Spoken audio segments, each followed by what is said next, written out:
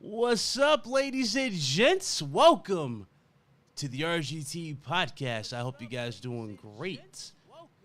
Good to see everybody in the chat. It is a good time, let me tell you, ladies and gents, to be a gamer. It is a lot going on out here in this YouTube scene. God of War Ragnarok is officially out, and it truly does show off the power that is in PlayStation Studios. We also got a few other topics in here, but before we get into that and all that stuff, obviously the panel will be joining us as we continue. We have a returning special guest today. Now, it's funny, when we had him on, we were interviewing this awesome guy, and he hit me up as soon as the show was over. After we ended, he was like, dude, let me back on when you can, man. I just want to shoot the shit with you guys because you guys are great. So, we got some topics in there I had to throw in. I had to get his take on it because, as you guys have been seeing for the past couple of weeks, it's been some weird takes going on, not necessarily in the industry, but in our community as a whole when it comes towards developers, when it comes towards game development in general, and just a few other things that I definitely want to destroy. And I'm glad I have an actual PlayStation developer with us to talk about that. So without further ado, please welcome back to the show my good friend, John Dracy. And by the way, we have a special reveal for you guys, courtesy of Mr. Dracy. And me and Blaze 4K got to play this game. Let's just say it was before it was even considered game, would you say? We were playing this for a minute. Yeah. So, welcome to the show, man. Welcome back to the show, should I say, Mr. Dracy. What's going on, dude? Good to see you. Look good. Good to see you. Dude, catching up on sleep. It's been a whirlwind. It's just like power driving through levels, and yeah, I can see why developers be like, I need another year, because we were playing Archangel, and it was I'd say very dark in the trenches, and no, it was okay. It was kind of like a corridor level, And I just kept playing. I'm like, I don't really feel it. So I just like removed all the environment pieces, just pure track. And I'm like, there's got to be something here. Lo and behold, it was a lot scarier once there was like a cliff, and I went to town for like 48 hours. Yeah. Didn't really sleep much, and figured out the clouds.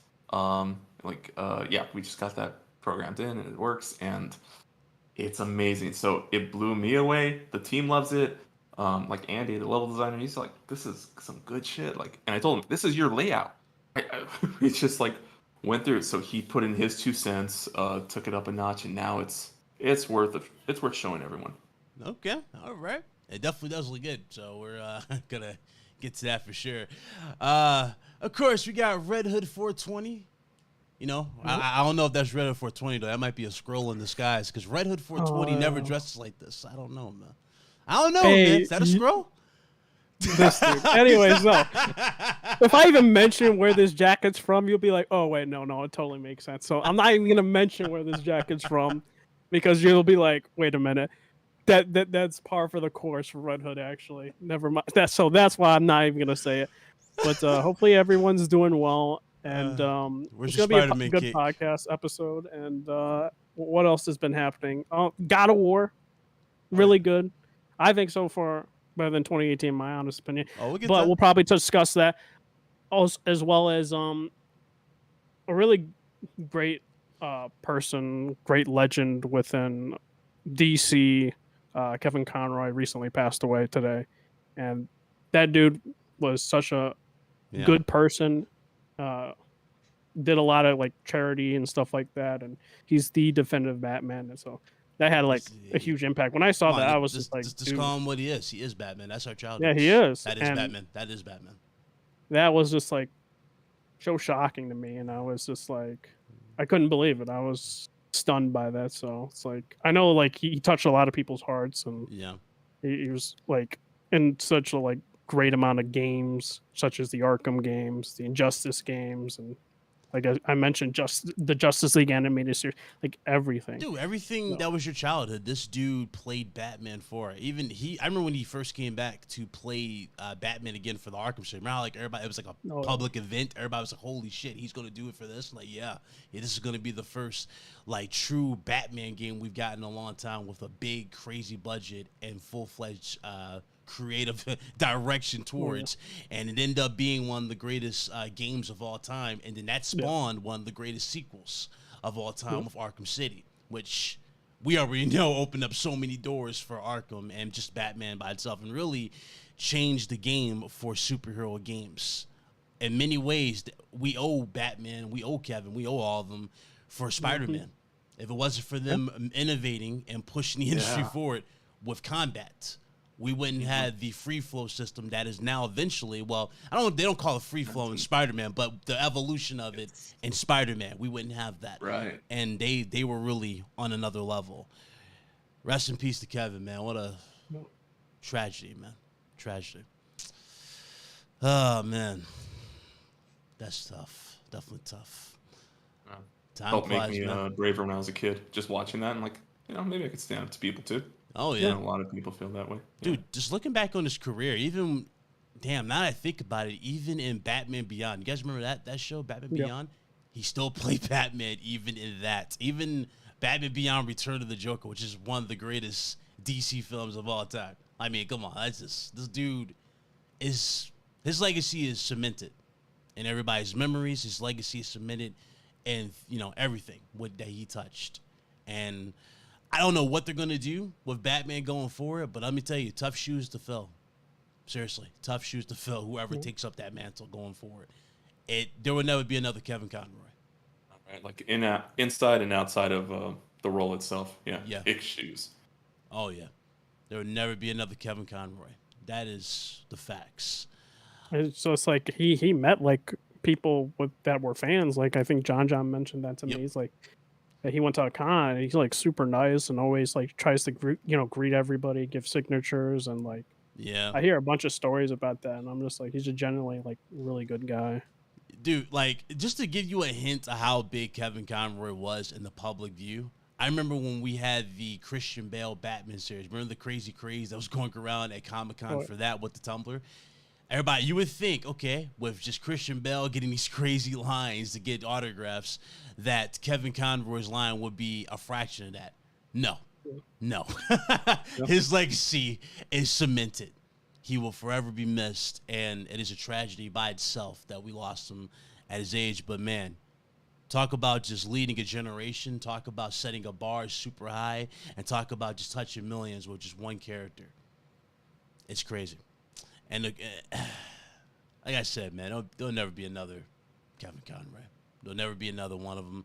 And I can say that again. Like there's so many actors. Like for example, Tara Strong is another example of this. There'll never be another Tara Strong. In my honest opinion, Tara Strong's range is insane.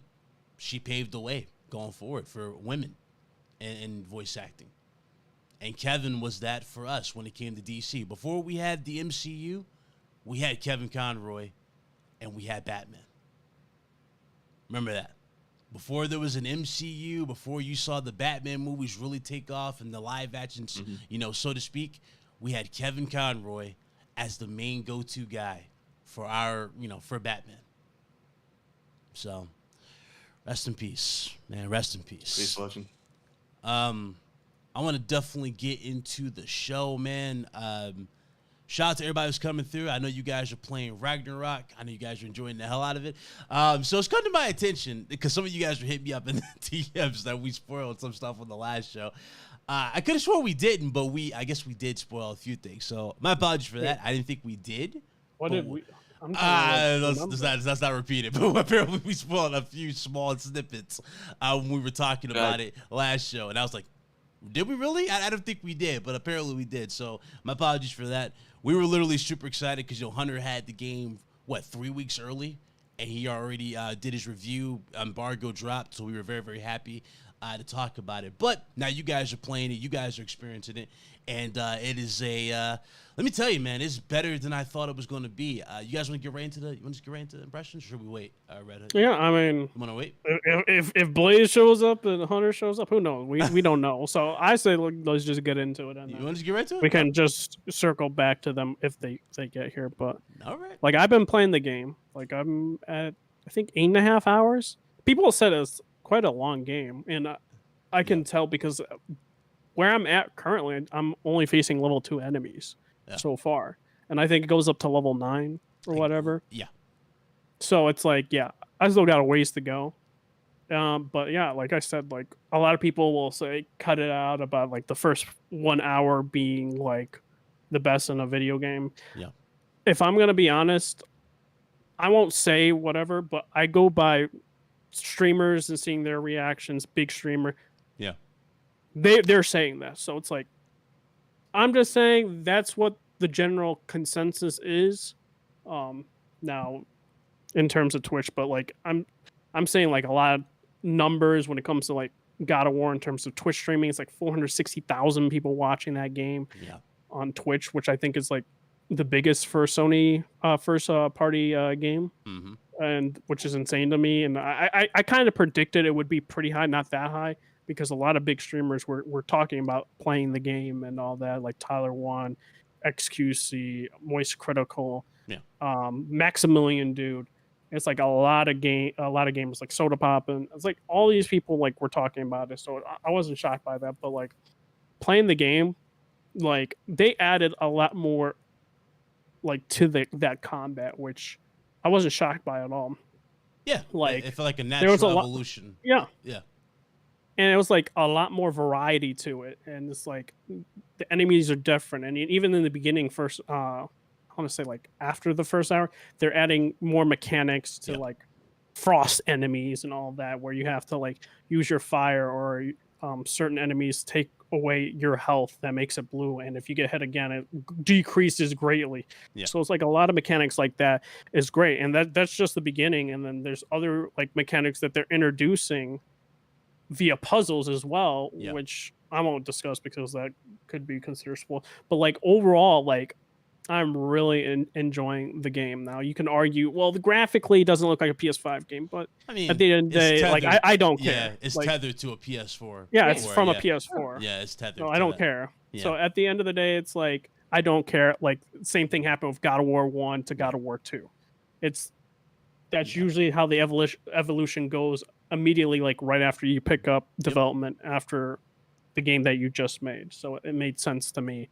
Would I love it to be on PS5? I think anyone would love it just to be like strictly using the hardware for PS5, but you would have had to wait a lot longer for that game to come out. So, but like overall, I'm really enjoying it. Like, now people will argue. I already know the internet. Internet's already talking. Oh, you already know. Elden Ring, God of War. Elden Ring, God of War. We'll get there. That's but tough. Like at the end of the day, like, listen, it's up to you what you decide is your game of the year. Everyone's game of the year is different, but it's shaping up for me to be mine, looking like. But anything can change, dude. By the end, I could probably not like the game, but I very much doubt that'll happen. Yeah. But overall, that combat is so good. I noticed that playing 2018 and playing Ragnarok, like the camera looks like it like doesn't tug as much in combat compared to 2018's. It's a little bit like goes a little bit back. Yep. And I've noticed that, so it's definitely a good improvement. I think the only thing I can really complain for me personally is the UI. Yeah. I personally didn't like 2018's UI, and I don't like the Ragnarok UI. That's just me. That's a nitpick. Like at the end of the day, I don't really care for UI in general. I'm not gonna go like. Okay, but what's worse? This is how we're gonna make it a little better for you, save you from losing a life. Which is better, this or Modern Warfare 2's? I didn't play Modern Warfare 2, so I can't tell you. You're the one who played both, so I can't discuss what UI is better. All right, well, there's his take on it. Yo, shout out to Thanos in the chat, man. Good to see you. I'm glad everything's well. Glad you're feeling better. Good to see you back in the chat, my brother. Big shout out. Hey, guys, put prayer emojis in the chat for Hustle and Motivate, man. He went to go bury his cousin today. So my prayers are with you, bro. Glad you could come through. Hope you're feeling better. And, my prayers are with you, man, wherever you go, man. I appreciate you. Shout out to Corey Ford for being a channel member for 5 months. Shout out to all the channel members. Go tier. He says a certain character has quotable very early. Game is amazing. Yep, that's true. Very, very true. Let's get into my take on it. So, like Red Hood said, I do enjoy the hell out of this. This is a big evolution of the series.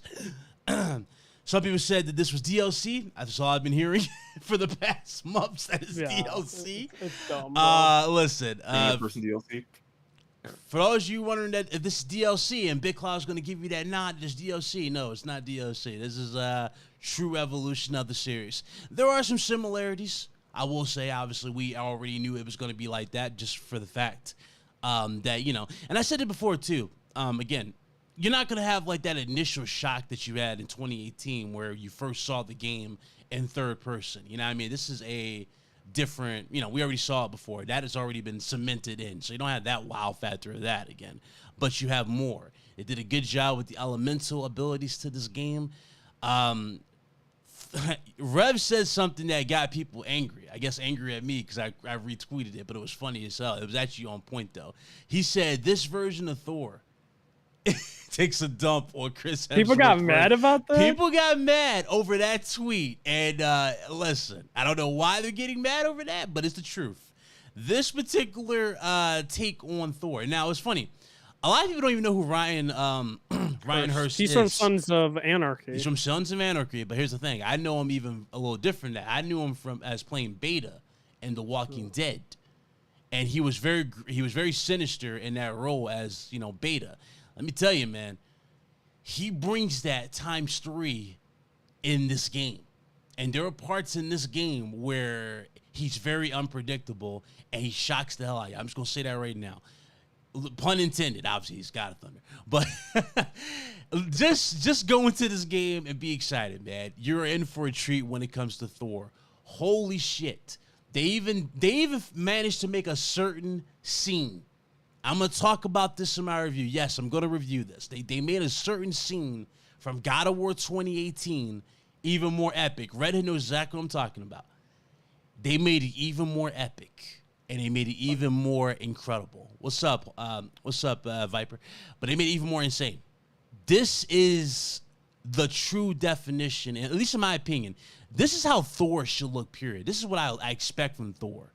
Yeah, it's menacing. accurate. Yeah, very accurate. Menacing, not this goofy guy who's all about jokes, not all happy-go-lucky, Yeah, I This noticed is the people getting Thor. upset about that Yeah, too. Like I noticed Thor? people like, Yeah. why is he fat? This and that. It's like, bro, He ain't fat. He ain't Norse fat. He ain't mythology, fat. like he's a big dude, like Yeah. a big dude. I think Mimir even called him a fat slop, if I recall. He did, Mimir he back did. in 2018. So it's like he's very accurate. And then people were like, I won't say for another character, but Yeah. you guys can know. The people like, why does this person look this like this? It's like, bro, if you heard Mimir's tales and the mythology about that certain character, I mean, he's it a makes Viking, if I remember absolute correctly, right? no. Vikings I'm had talking that about the body other. type. I'm talking about the other character. You got- And I'm saying like it made sense. This person's supposed to be a huge muscular dude. This person uses his intellect and his knowledge and is very conniving. So it's like I didn't understand that, like how that like people were thinking like, oh, this dude needs to be more intimidating. It's like that person's supposed to be conniving, supposed to be persuasive, supposed to bring you in and backstab you. So Yeah, it's some characters you might be going, okay, I don't know, man. Some theories going on with this game that we were having prior, and some of these are starting to look a little prominent as we're progressing through the story. this man, Now, I know he's already saying mine. I don't know, man. Well, I had some. I had one particular one, not yours, but I'm saying it's looking very prevalent. But we'll see when I beat the game. But as far as that's true, I'm gonna cut it off right there. It's a great. Someone experience. mentioned this. The MCU ruined what the gods are actually supposed to look like. That I mean, I want to say MCU. It's more MCU is more of a parody. It's Marvel Comics. Yeah. Changed what they look like. So Right. They're very more of much a different parody look. too, though. They're not like the full, because the gods Norse in this particular case are dark characters. Oh no, they're very dark. Yeah, they're very dark characters. They're not like happy-go-lucky. Like Odin's not the he's the obviously he's the All-Father in MCU, but he's not goofy All-Father where he's showing up in premonitions as a Force ghost. No, this is no. Dude, they even said in No. 2018 he hangs himself in the great tree or whatever to like Yep. like learn knowledge or something like that. Mm-hmm. If I recall back in 2018. So Yep. So it's a different story, man. I can't wait to get back into the game. It is fantastic. Love the voice acting. Ryan Hurst, though. I don't know what, like, again, I haven't beaten it. I don't know. I haven't gotten crazy far. I don't know what Thor's future is going to be as I'm talking, right? I don't know if Thor bites the big one in this game or he survives. I don't know. But let me tell you, man, Ryan Hurst, let's get that man his flowers. That is the best on-screen adaptation of Thor I have ever seen so far. That is high praise coming from me. That is the best Thor. So there you go. I had a question too. It's like Go ahead. how, and actually it's technically two, right? Because I was thinking about this for a minute. Because God of War is going into different mythologies. It was confirmed back in 2018 that there was Egyptian, right? Mhm. And like the Egypt lands, and basically the lands are all interconnected, but very big lands, right? Yeah. Like, but how long do you see God of War going towards? And then should each iteration of a new region of God of War change up the gameplay drastically? So like in Egypt, the gameplay is not the same as when he's like fighting in Norse mythology, or even in like the Japanese gods like Izanagi and Izanami, and then the Hindu gods too, or something like that. So that's what I'm wondering. Good question. From what we're seeing, from what far as we got so far, who knows, man? I don't know. Who knows? I don't want to, because I don't want to say that that might slip, but. There is a possibility. I'm saying, like, do you think that they're able to push it for that long, though? Like, going to different lands? At this rate, yes. I do think 20-year plan. But do you think they have to change up the gameplay in each region? Yes. They kind of have already in this one. That's what I mean. Hint. Yeah, like, you got in Greece, right, with the Greek gods.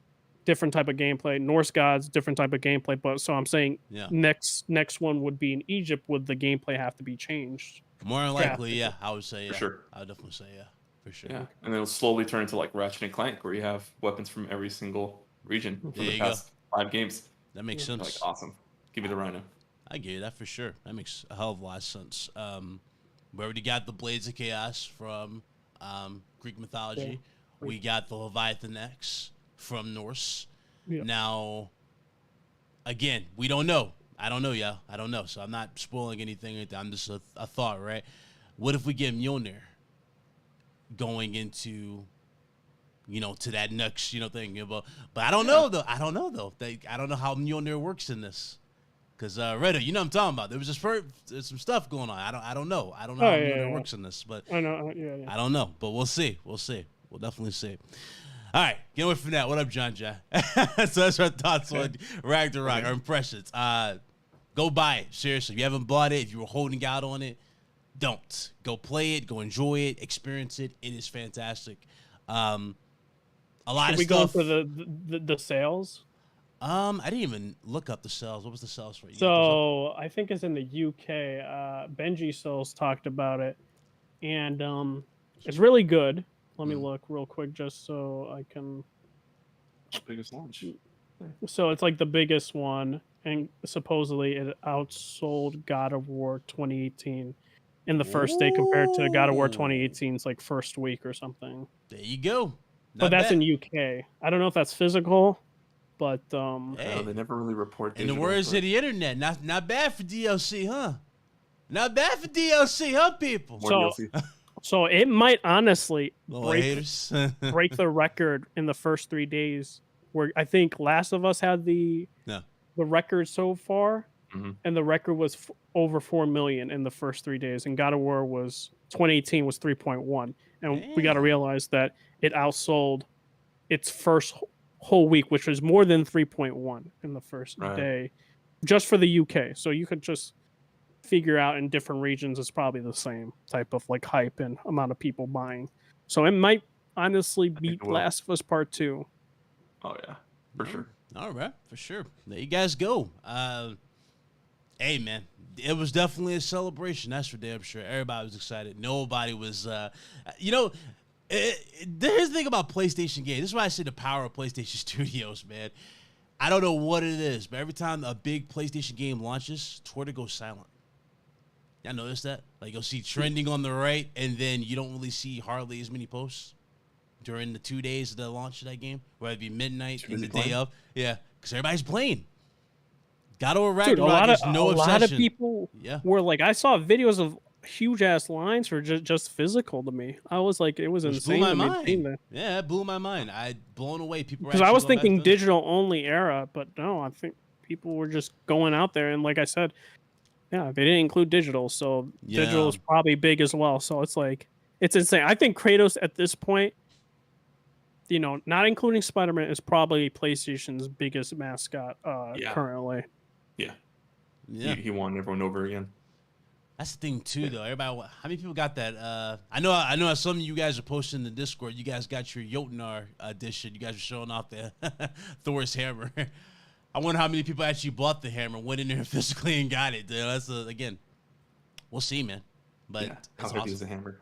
Someone mentioned Elden Ring 16 million, correct? But on 7 platforms, not just 2, right? What's on? That's on PlayStation, 4, 5, Series S and X. Oh, yeah. 1 PC.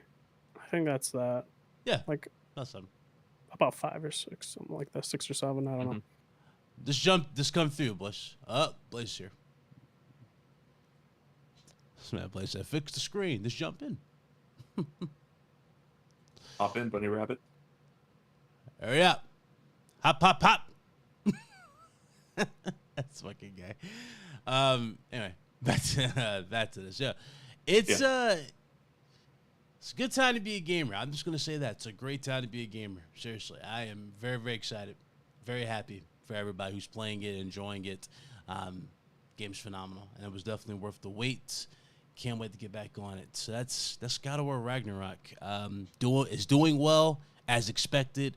It blew me away like in the first really 10 minutes of starting the damn game. I was like, holy shit. I was sitting, you know a game looks good if you're sitting on the main menu and you're just like, right, at all at a player model, you know what I mean? Just looking at you like, holy shit. And the last time I did that for a God of War game was God of War 3. Who remembers God of War 3 when you have Kratos looking at you all menacingly and you have Oh, the beat yeah, drop yeah. him? Remember? You know what I'm talking about? He's sitting there breathing, heavy as hell, and he's like getting large. Like, what is going on here? This is it. It's like, that's gameplay. So they brought back. Oh, and before I go, yes, they took the biggest criticism. I forgot to say this. Reddit forgot to say this too. The biggest criticism that we've had for 2018 was the fact that it wasn't as gory. They took that to heart. This one is very gory. I'm happy about that.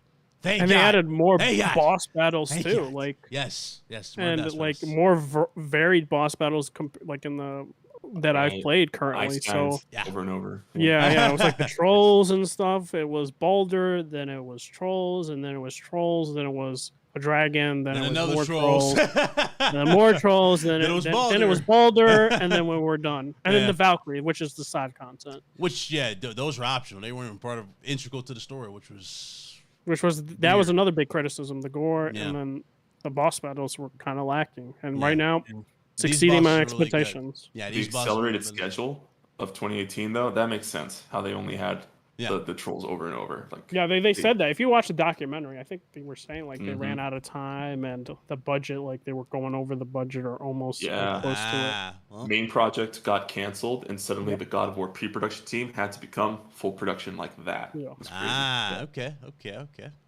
The Raising Kratos thing, like everyone should watch that. That's like really good. Please. All right. Watch it with the kids. So, John, you ready for the first hot topic of today, man? We got into Lay it on me. So, criticism in the gaming industry, man.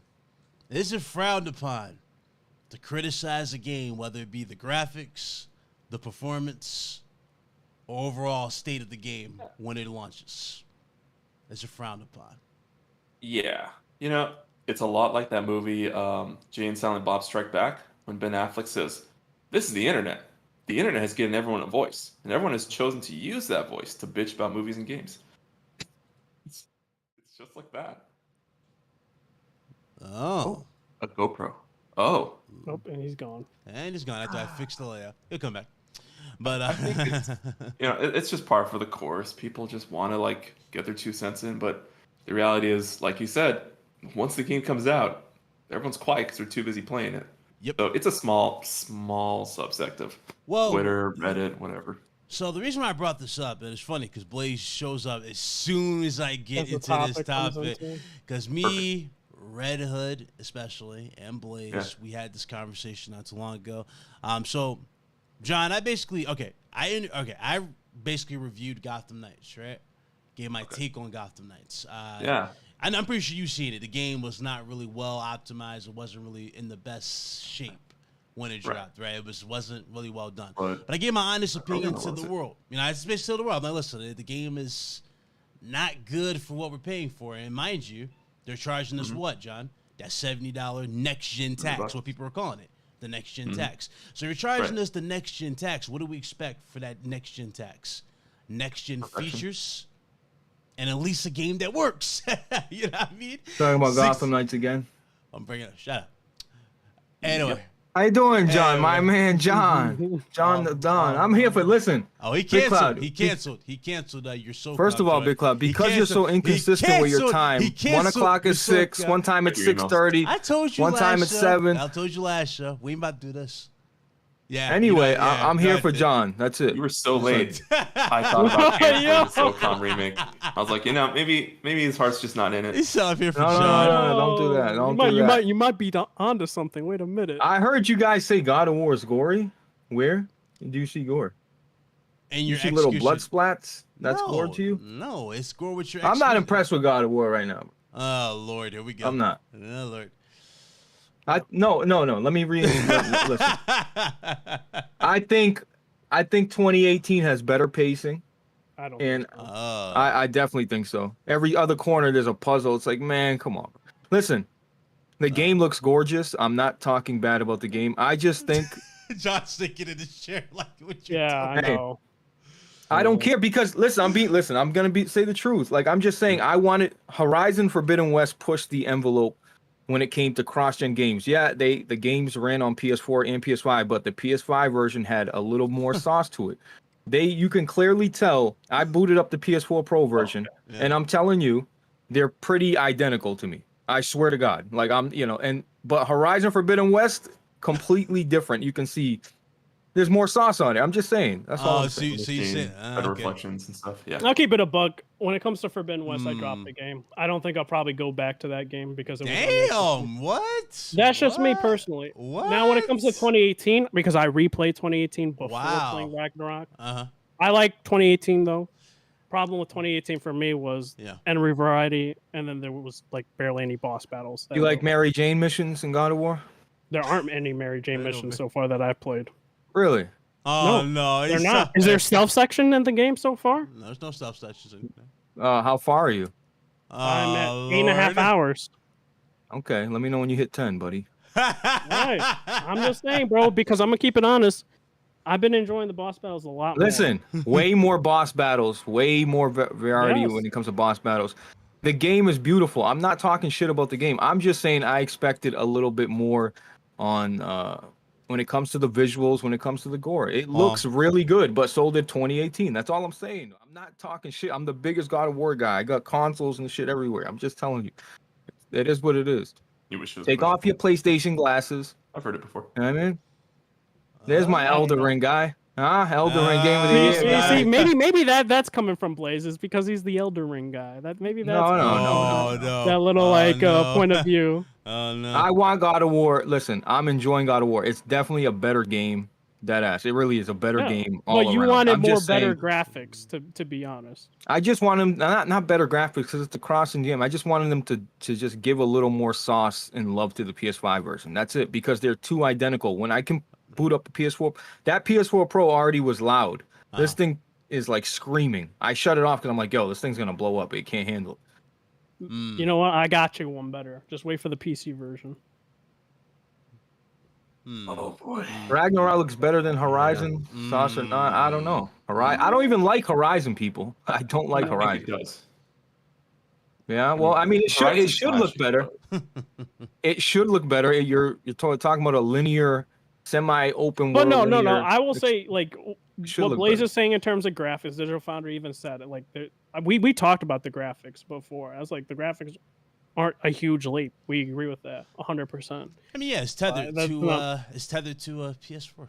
That's still. So it's like that wasn't. I already knew that coming from it. I was just like, it is what it is.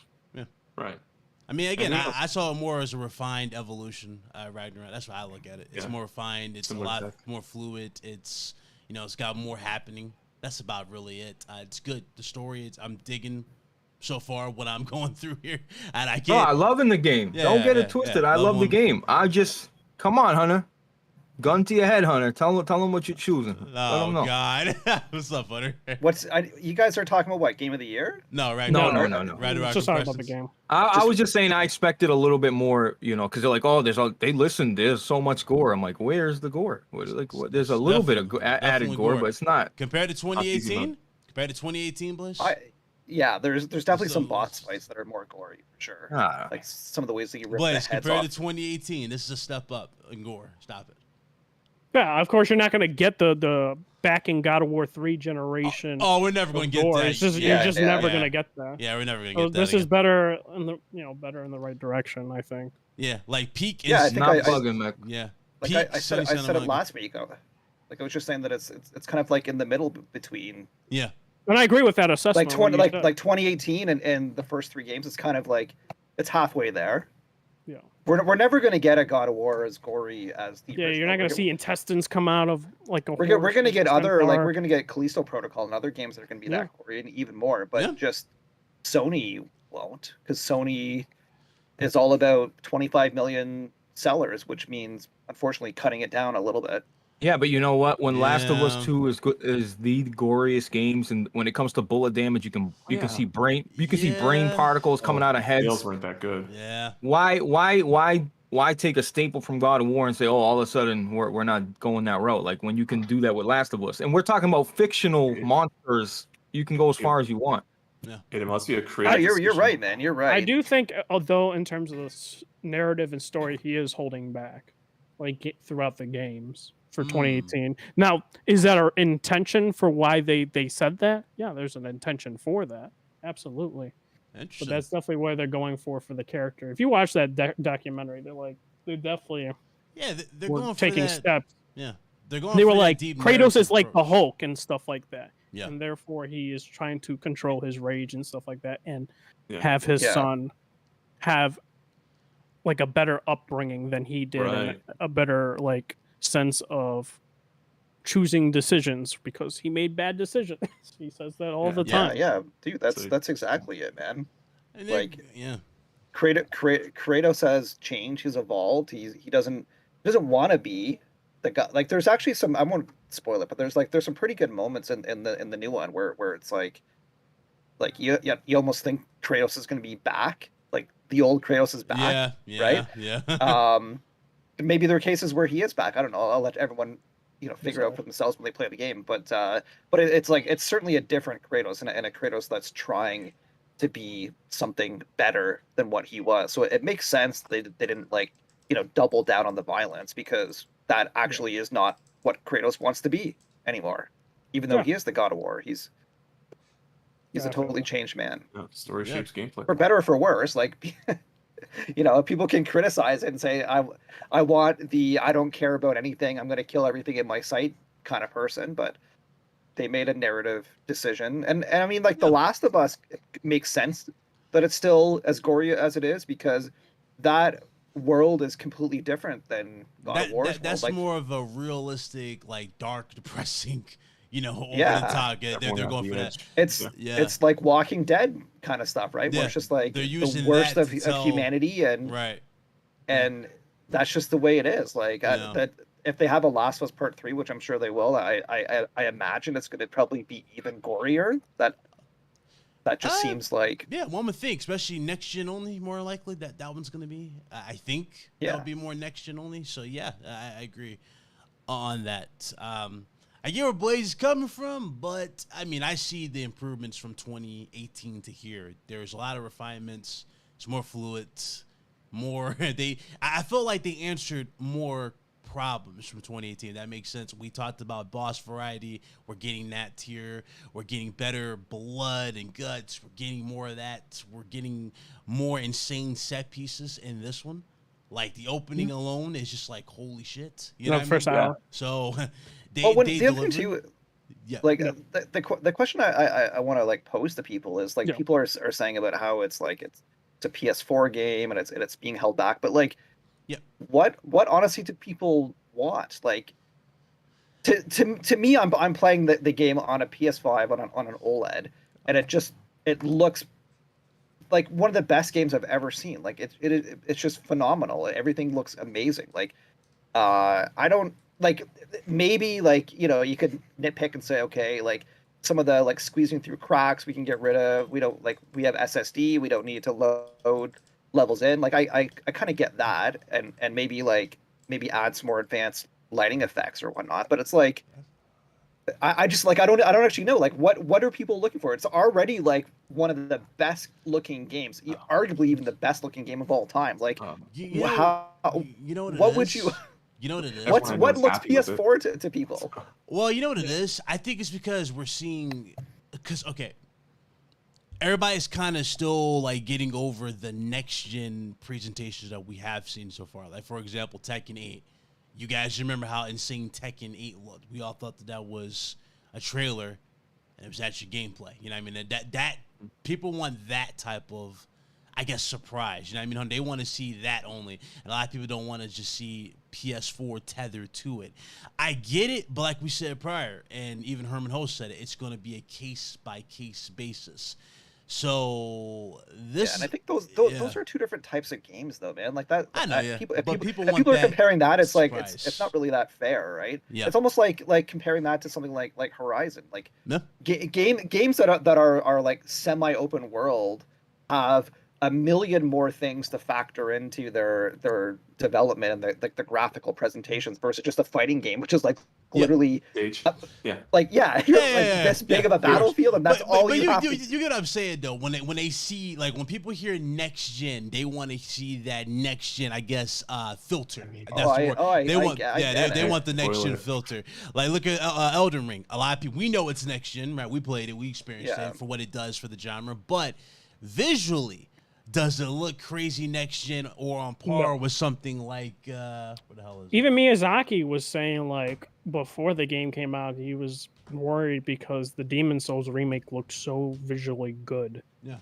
And even like, I think character creation was even technically better than Elden Ring. So it's like different studios, and one, you know, Miyazaki is doing something completely different, whereas a studio is remaking everything from in the ground up and having that format and plan already set in place. So this right here, ladies and gents, visually still is the best looking Souls game that we got in a long time. That is truly next gen. It looks like it legit looks like a painting moving. You know, that's how well they pushed than Elden Ring. than Elden Ring, you know, graphically.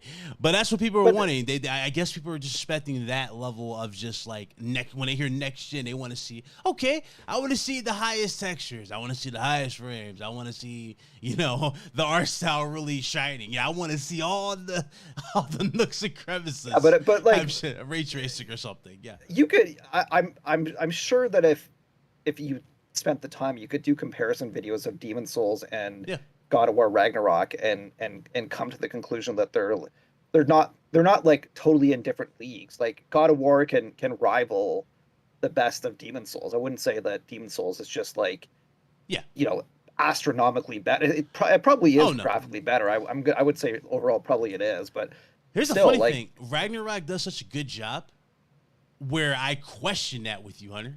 Because there, you know what I'm talking about. There are certain seeds. That's what I'm saying. Yeah, like, there are some seeds in here. They're like, yo, I don't think there's anything that's touching what the fuck I just seen right now. Holy shit, you know, there's those type of moments. But I do think people want that security of just like, yo, I spend $500 on a next gen console. Yeah. Whereas the next gen only games for said console instead of us having PS4 people gotta, and like, PS5. Dial back their expectations. Yeah, people want that. People want that because assurance. The reason why they have to dial back their expectations is like, okay, I've grown up since whatever the NES gen was at. What was that? Gen 3 or Gen 4, whatever. But Gen 3. Like I've been gaming since Gen 3, and it's like the difference between a Gen 3 and a Gen 4 is holy. Like when I saw Super Mario World on Super Nintendo, that was like the best thing I'd ever seen. The echo effects, like you know, go in the pipes and all that. I was like, that was like truly next gen. And the thing is, like, with each generation, it's getting better and better. But we've totally reached the saturation point. Like it's like. Yeah, it's like diminishing returns. Like there's it's logarithmic. It's like you put in double the money, it's not going to look twice as good. That's true. You're gonna get more refinements. You're gonna get a more smoother experience for sure with the budget. Yeah. But I don't see them doing anything else. Like even with like, okay, guys. So you guys already know there's pro units that keep coming up in conversation, like a PS5 Pro. There might be a Series X Elite or whatever the hell that might be. Even with that, I'm not expecting insane crazy, you know what I mean? I'm not expecting, you know what it is? People expect that jump from remember how we got that jump from PS2 to PS3? That people want that type of like, you know what I mean, that type of that jump. That's never going to happen again. Like PS3 to 4 was good too. It was more refined. You know what I mean? Well, PS3 to 4, I remember people were saying that it was going to be a small leap in graphical fidelity. And it was a pretty good substantial. It was pretty substantial leap. But I'm saying people want those crazier things. I don't see that. We've hit the threshold, like in multiple different ways, right? Like not only is there hardware limitations that we're hitting, obviously, but even like. Okay, if you want to like double the graphical fidelity, what do you think that's going to do for your game's budget? It's like budgets Yeah. budgets in gaming are already like astronomical, and they're ballooning. Like that's why Square Enix like literally said we can't. Square Enix of all companies, we can't afford to do this anymore. We have to actually sell like part of our studios. We have to like co-own with other people. Like gaming is so ridiculously expensive, and it's just like, you know, would a studio like Santa Monica want to add 40% to their budget to make the game like, you know, 10% look better? And I was mentioning this, this Hunter before in the beginning. I was like, dude, if people wanted that PS5 version of God of War, that would have took a lot longer too. It wouldn't have come out this year. It probably would have come out what? Oh, yeah. Totally. What I want to say 2024 maybe. Yeah, maybe. Well, that's why it's impossible to please gamers, right? Yeah. We want it now or sooner. Yeah. Right. we want it the same price or cheaper, right? Mhm. And we want it like double the graphics. Like, dial back your expectations, everyone. Like, holy, like it. Your Like, games. Yeah. You know what it is though. You know what it is though, and I think we've had this. I forgot which episode it was. I know it was 100. It was like 100, probably 140 on this channel.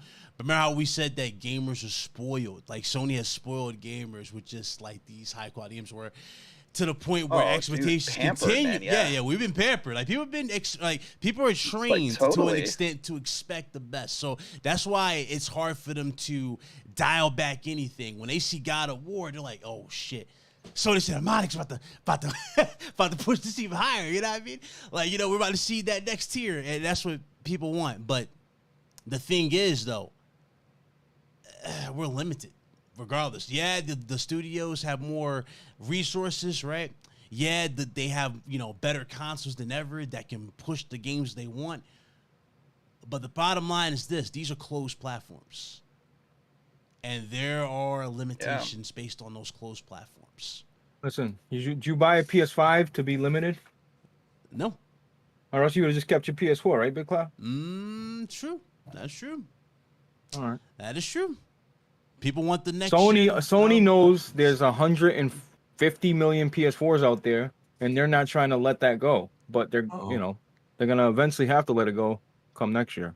I mean, I don't think next year. That's entirely because of what we just talked about with the budgets ballooning, right? Yeah. Like it literally, if it was financially better for them to put it just on PS5, they would have done that. But obviously, the bean counters crunched the math and was like, hell no! Like we in order for us to like make money off this thing and make a profit, like we gotta serve both. So I don't know, like that's no, but Hunter, but at the same time, how long has PlayStation been charging, you know, hey, $20 for a PS5 upgrade or $70, you know, like this was all in the plans with Sony. You know, they've been charging extra for little things for years now. You know what I mean? So listen, and I know people are like, yeah, Blaze, are you sure you're a PlayStation guy? Like, what's wrong with you today? It's just not. It's just I want to be like, you got to be fair, man. You got to be a little fair out there. Fair, but I think you're spoiled to that point with PlayStation. That you just want. That's my line. Yeah, Blaze, I got a question though, because we just talked about if this was a PS5 only game, it probably would have released in like 2024 or 2025. Would you have waited another 2 or 3 years to?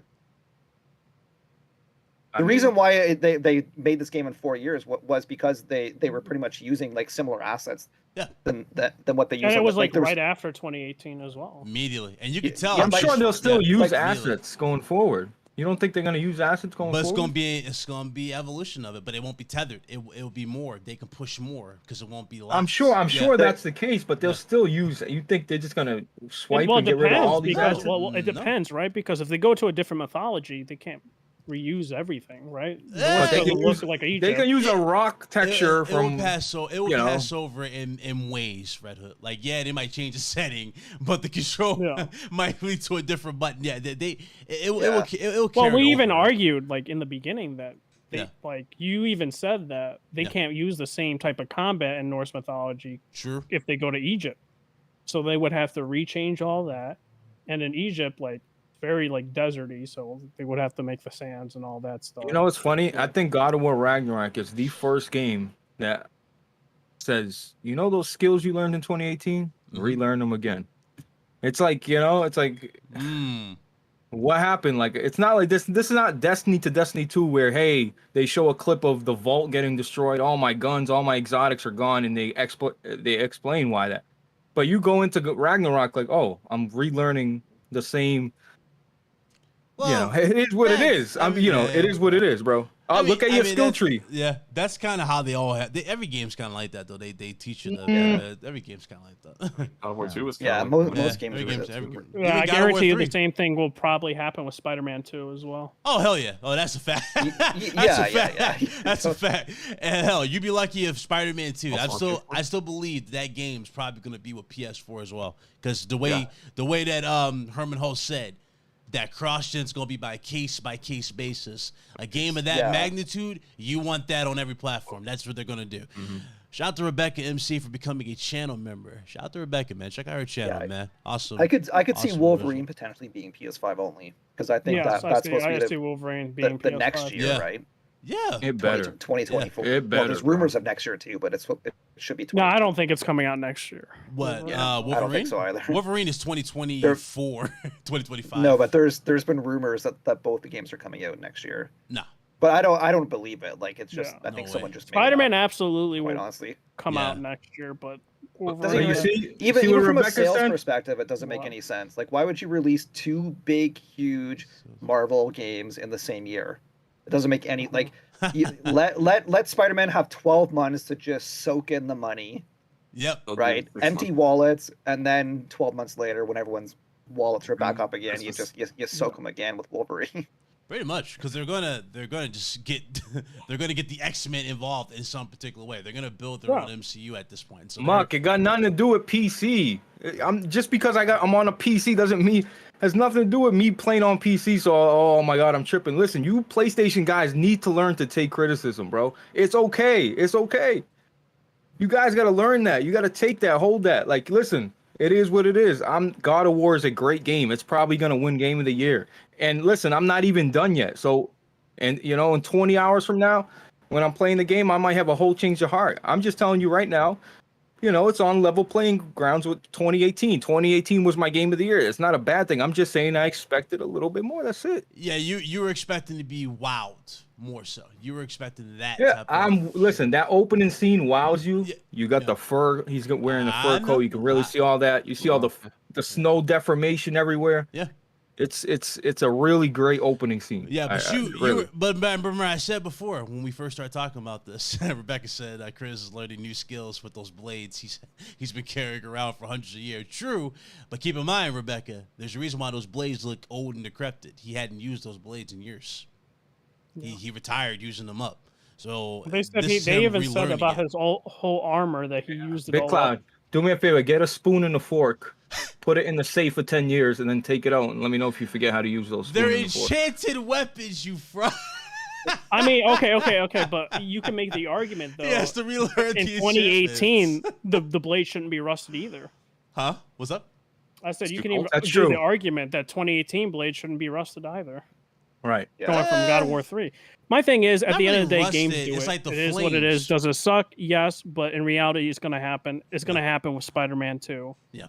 When you're Peter Parker, you're going to relearn your movesets and all that. His suit you might see some wild stuff for like the advanced suit that we had at the beginning of Spider-Man 2018. Yeah, I'm talking about the one that Doc Ock gives you. That one that became the trademark suit.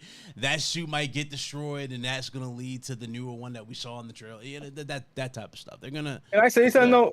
When I say Last of Us 1 is a better game to me than Last of Us 2, does anybody freak out about that? No.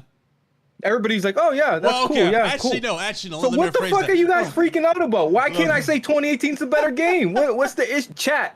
You guys like Last of Us 1 or Last of Us 2? There's no issue when people say, "Oh, I love the Last of Us 1." You want to know why? Because there's a huge consensus about Last of Us Part 2 story, so everyone's gonna agree with you. Whereas this one, totally, that's not true. Like, there's people that love that story. I'm saying no, dude. There's a huge divide, so a lot of people will agree with that statement. What you're saying, but God of War doesn't have that huge divide. Okay, what do people say is the best kill zone? 2. Okay. Yeah, that's the majority of people that would say that, though. Yeah. You're like, if you say Killzone 1's better than Killzone 2, people aren't going to agree with you. Faded.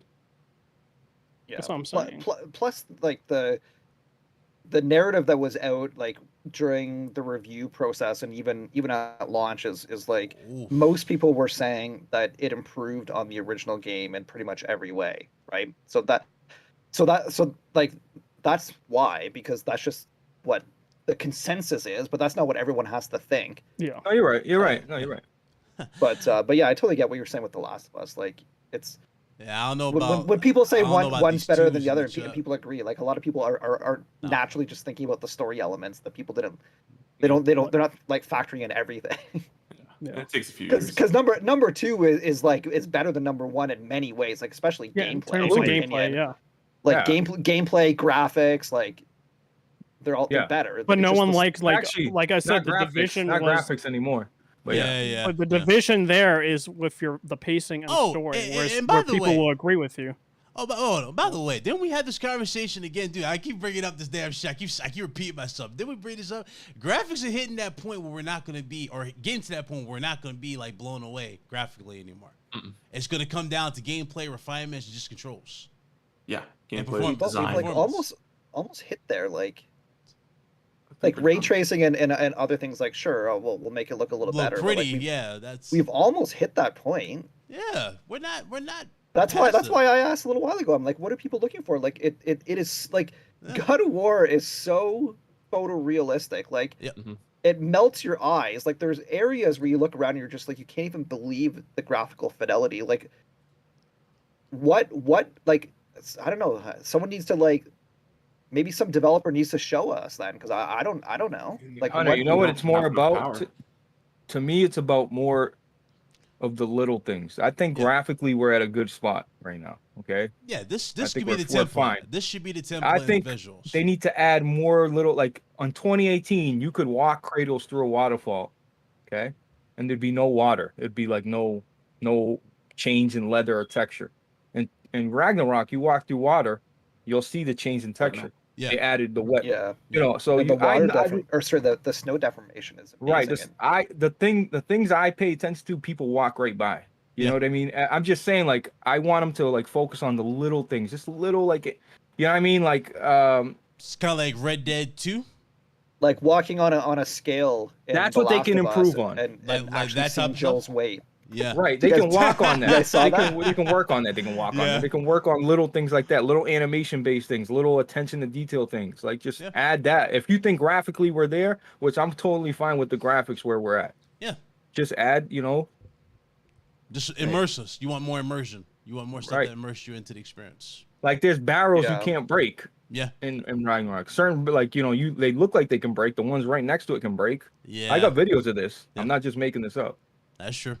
Yeah. That is true. Yeah, I'm with you on that for sure. Good point. As long as like consoles are affordable, graphics won't advance very much. They got to keep them at $499 max. I mean, if anyone's built a PC for $3,000, yeah, they can make a PS6 for $3,000, and yeah, it'll look a little better.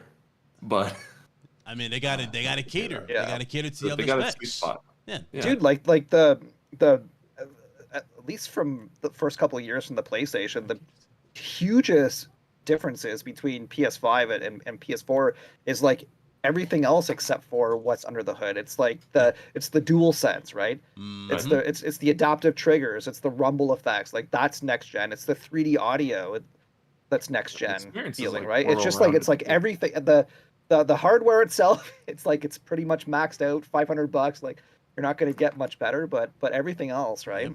Yeah. I'm glad. Like it makes a huge difference. Like you play Returnal, and it's like almost everything that makes Returnal so good is like the controller, right? Like you guys played it. The controller is so fantastic in that game. Yep. And brings to life the game like way more than what would be without the rumble effects that they had with it, right? So that's, I mean, Sony was smart to invest with that, and I think we'll probably end up seeing, them iterate more and more on technologies like that. Yeah, and I'm glad they didn't call it like the DualShock 5. Like they're like, no.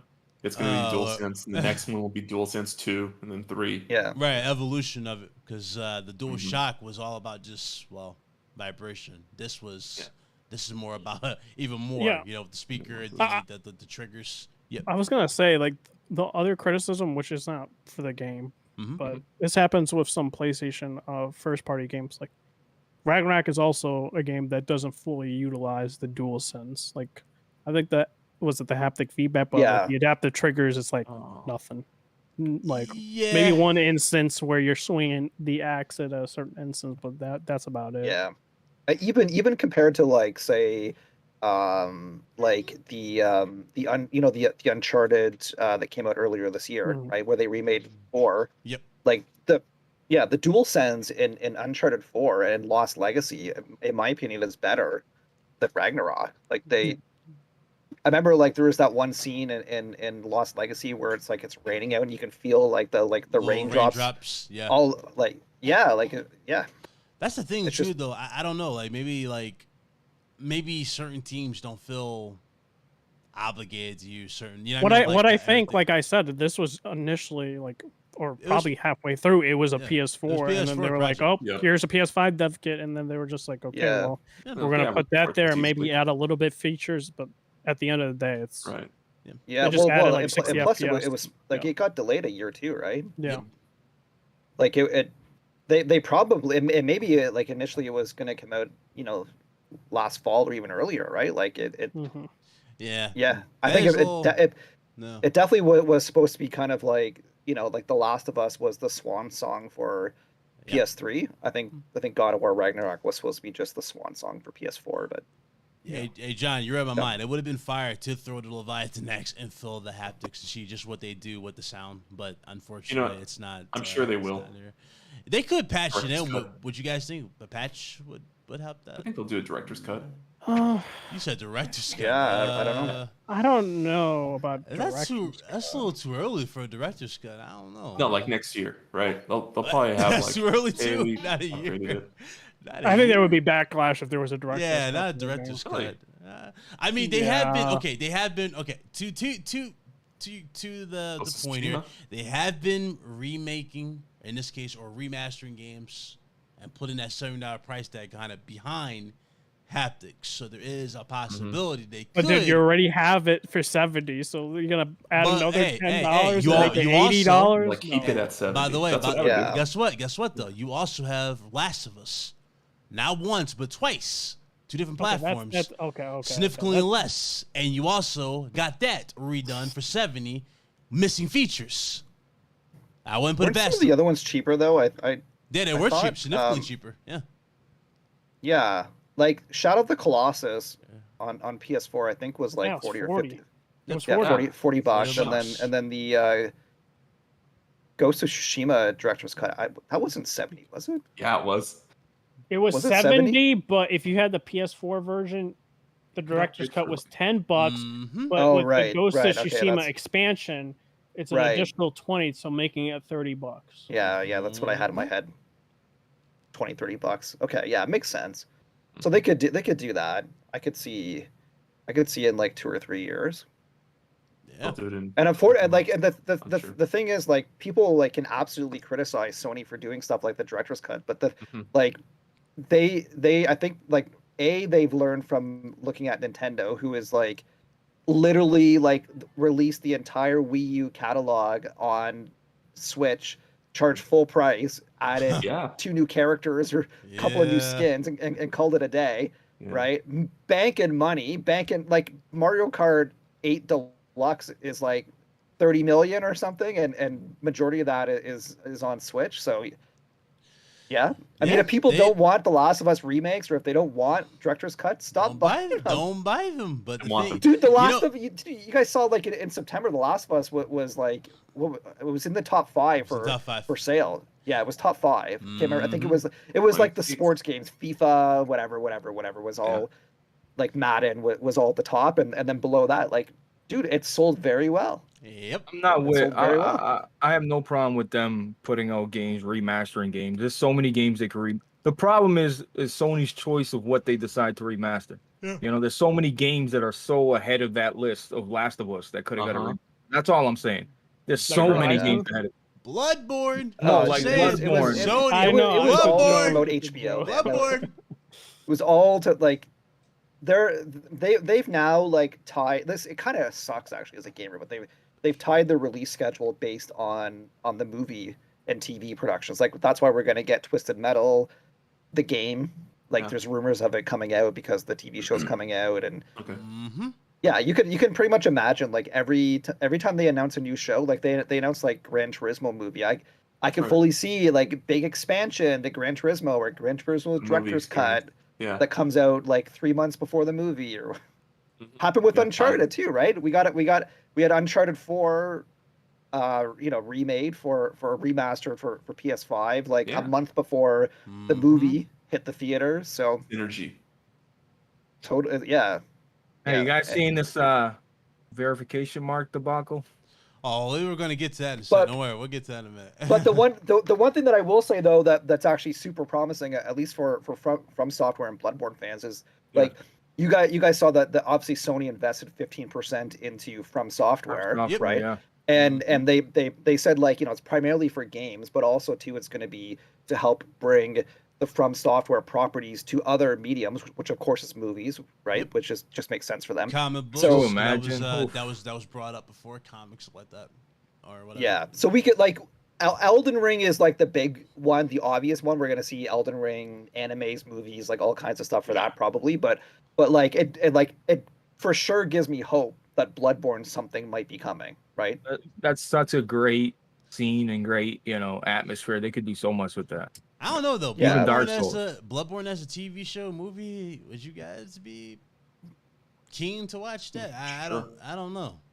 I would probably watch it just out of interest. But if they announced tomorrow that there was a Bloodborne, anime show coming to Netflix, I would be so happy because because I know that Sony loves to release games around when these things come out. So I wouldn't even care about the anime. Of course I'd watch it just out of interest, but I'd be like, holy shit! Like I make fun of these guys that watch anime. No. Like Red Hood loves anime, and I make fun of him all the time. It's like but if there was a Bloodborne anime, it would be the first anime I ever watched in my life. You're the first. Oh man, I don't know about the Wait first. a minute, the first. What you mean? First? That was hentai, not anime. Oh my word! Shut him down quick. Exactly. Oh my god. Getty would disagree with that statement. That's all I got. For those y'all know what we're talking about, you probably will get this reference. You watch anime. Heal. That's what we're talking about. Anyway, move for it. You're right, John. You're right, bro. This guy killed my damn train of thought. Bloodborne anime. As long as it's not live action and we see something similar, like we saw that Halo TV show where they're taking off the helmet, I don't want to see the guys. Bro, that show was garbage. I don't want to see nothing like that ever. Canceled, right? Bloodborne. Did it? I'm not sure. No, I wish. That's all. No, man. Ooh. Well, the whole like, there's been this like push lately where it's like, the movie producers are saying like, don't like they've been even telling actors like, don't look at the source material, like just go into this thing fresh. They did that actually with the Last of Us. I was kind of concerned about that. They told the actors like, don't play the game, don't invest into create your own version. That's weird because like I'll say this when it comes to what is it, Pedro Pascal. Yeah. Like it looks like he's doing a good job. The other person, Bella Ramsey, I think her name is. I don't know, man. The couple audio clips I heard of her is a little concerning for me. That's all I gotta say there. I don't know, man. The trailers for The Last of Us actually looked pretty good in my opinion. It looked pretty faithful to it. So I'm optimistic. I don't think. Oh no, I think overall it's. And I know Neil's like been involved, right? So how long do you think? I'd be really surprised if Neil would allow any kind of content that would make the game fans be pissed, right? Like I don't know. So I Joel. How long? Well, season 2 maybe. Well, and then season 2 happens, and everyone's gonna get mad. I think. I'm saying, how long you think it's gonna be till we see the Terminator? And season 2. Season 2. The Abinator, or is the Abinator? Season 2, like I said. Unless they want to like stretch the game into the first game into 2 seasons on season 3, but it should just be 1 season for the first game, I think. Yeah, they might have like an ending credits or whatever. Have her appear. Yeah, they'll probably stretch it. So that's possible. All Dude, right. in Neil's defense though, like I kind of hope that at least one major franchise in the future does Last of Us 2, which is like we're so used to games just like catering to us, and having because I'm a big fan of like, you know, Walking Dead, Game of Thrones, right? Like I know like Game of Thrones, like I totally like invest everything into a character and then they just get brutally destroyed. I'd love for some franchise to take that same mindset, right? I'd love to like fall in love with 20 characters and then see half of those like brutalized. I think that's where Game of Thrones had it though, is that there were so many characters they could like just off. They were expendable, right? Yeah, they were very expendable, or some were well written. Yeah, most games for sure. They only focus on a small number, but I don't. Yeah, it's just like really interesting. I can't imagine other franchises doing that. Like imagine like Halo 2 or whatever, Master Chief gets brutally destroyed. Oh boy, like Sable Joel, you know, that's a different gameplay. Paramount, I think, would lose subs. That were they said that. I mean, they already lost subs when it came to that first season, but still. I mean, so did I'm talking about games though. Like I'm saying games. Dude. Well, TV shows. Yeah, TV shows I wouldn't do it because everyone would just hate it and then say it like, you know, it's a shitty adaptation. Yeah. But like I'm just talking about games. Like almost no producer or no company out there has the balls to make a game and make us absolutely fall in love with characters and then have a sequel that destroys that, like in the most graphic, brutal way, right? Every other publisher wants, like, you know, their characters that they can bank on for the next 30 years, right? Keep on pumping out new games with that character in it. Lives. Yeah, exactly. Imagine God of War. Imagine the opening scene of God of War Ragnarok is Kratos getting brutalized. Ray brought up a good point too, though. Yeah, and you're right. When you have these fan bases and you have people attached to characters, look, you remember what happened with Glenn, Hunter? Remember how the internet melted when he? You're talking about The Walking Dead. Remember how like The Walking Dead? Yeah. Remember how the fan base was with the fake out first with the dumpster. Meme, and then it went to the actual reveal where he dies, and when that happens, it's the same. It's the same as the comic. Same as the comic, same as the comic. But people got pissed. Dude, I'm not watching. I can't do this. They killed us. Like, I still like randomly get that like Negan bat scene in my head, right? Like that. You remember the bat scene? Yeah. Oh yeah. Like stuff like that. Just like, man, it's shocking as hell. But it's so good. And it's shocking as hell, but it's so good and it's so memorable, and that's true. Yeah, I hope some game like that. I can't wait for the next episode. What is tomorrow, right? The newest one, or the last episode is tomorrow. Walking Dead.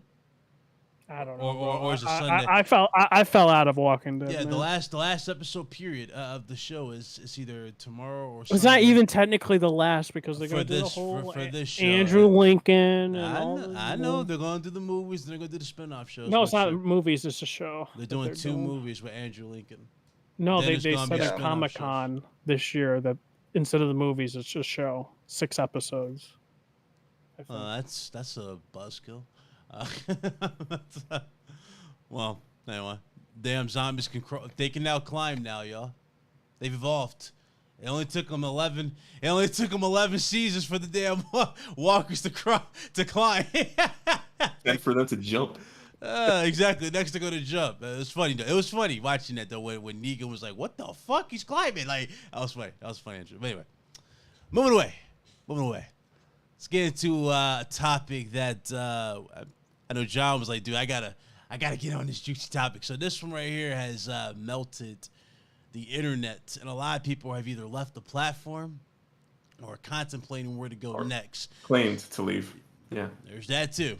Some people are saying they're going to TikTok. Some people saying they're going nowhere, to Discord. Dude. Some people saying I'm going to Discord. Some I'm saying they're going to Facebook. No. It's not Facebook. Master Dom. Master Dom. Everybody's like posting their dude. I out of like curiosity, I clicked on a few of them because everyone's like, yeah, moving to Mastodon. You click on it, no post. They've been on Mastodon for like 4 days, 5 days, no post, 2 followers. Dude, so I'm going to Mastodon. You might as well go to the damn command center. What you need to fight the thing is, like with Twitter and all this meltdown that's happening, like people need to just stop giving a crap about like everything.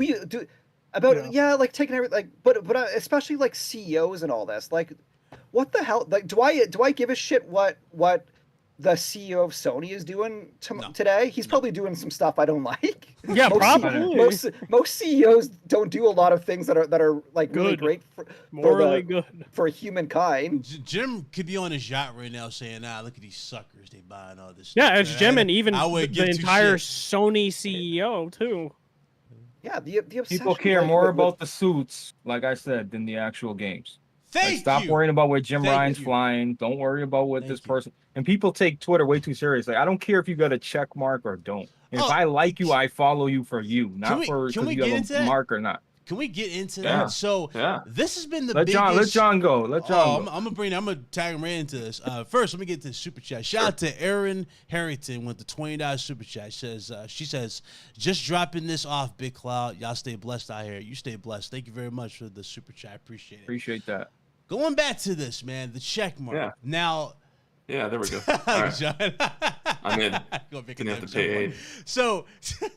That's awesome. Somebody clip that. Pretty good. That's pretty good art right there. Did you trace that? Somebody clip that. I'm screwed right now. It's my pad. Somebody clip John. That's funny. So this has been the biggest thing that has like driven a wedge, I guess you can say, between Twitter and creators. In fact, this is one of the main reasons I think, what was it, Nibel left too? He left because of stuff like this? No. Don't misrepresent what he's saying. No, not that. I'm sorry. Not knife. It was another. He didn't make enough. He didn't make enough money. He literally did. We talked about it. He did not make enough money. He didn't make enough money. It's not just that though. It's not just that. Not Nibel. I've had to say what's his name. I said Nibel.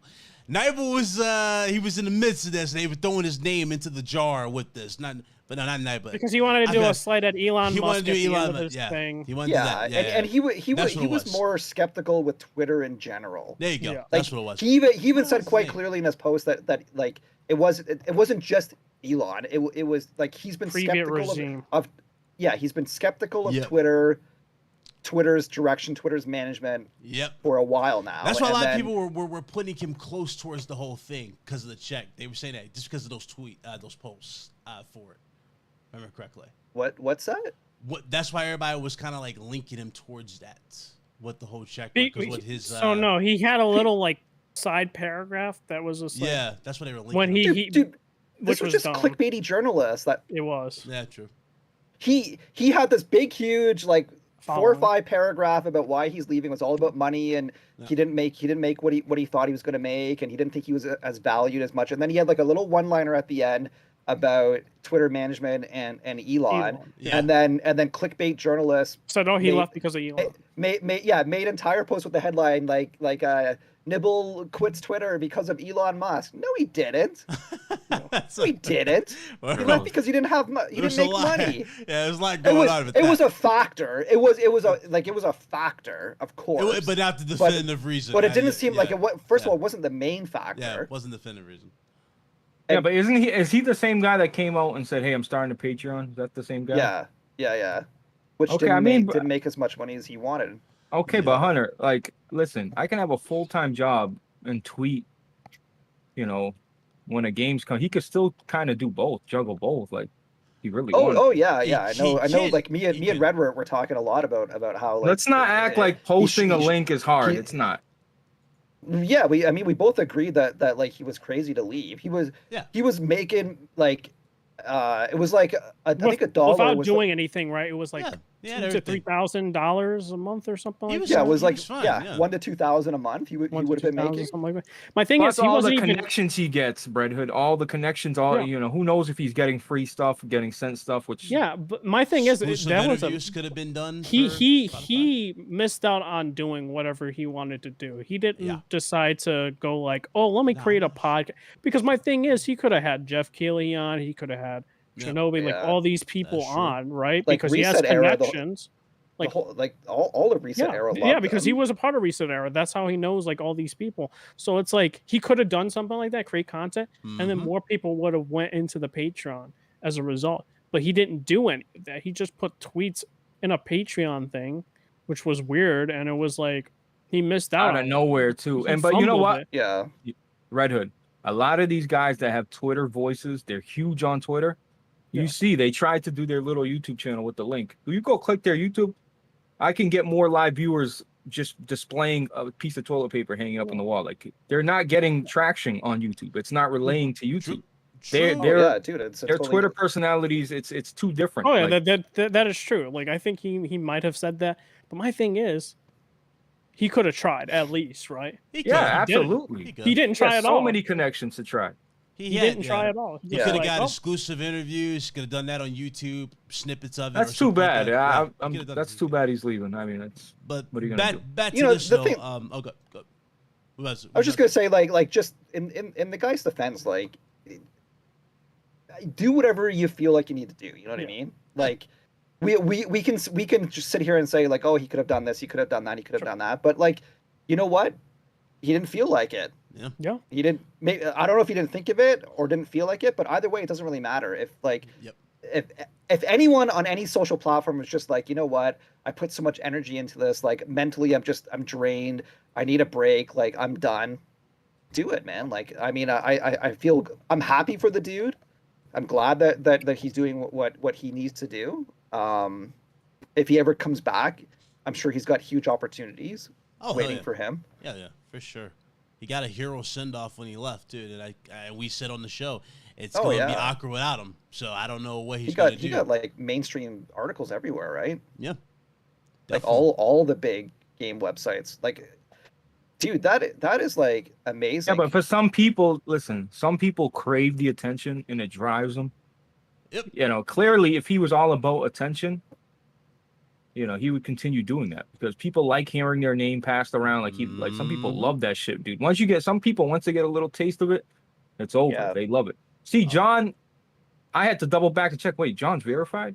Because he's such a quiet, you know, tweets what he's got to tweet. That's it. He's not involved. Like he doesn't try to, look at me. Like yeah, look at the check mark. I know more than you. You know, he's not like that. But there are people. And this is where this whole thing, I guess, turned into the worst debacle I've seen in a while. But Big Cloud, real quick, before you go there, I just want to say real quick before you go there, before this debacle happened, there were verified users running verified spaces. Only verified people could join, so they were already kind of. No, it was the elite. In their elite club, the elite club. Yep. So. They're already smelling their farts already. We talked about it on the phone, where it's like, there's a lot to go into it, but and even Sean Benjamin talked about it. It was like a lot of people got mad for Elon giving a verification to anybody because to pay for it or whatever, right? Mm-hmm. And a lot of people that had verification were just like, bro, wait, what?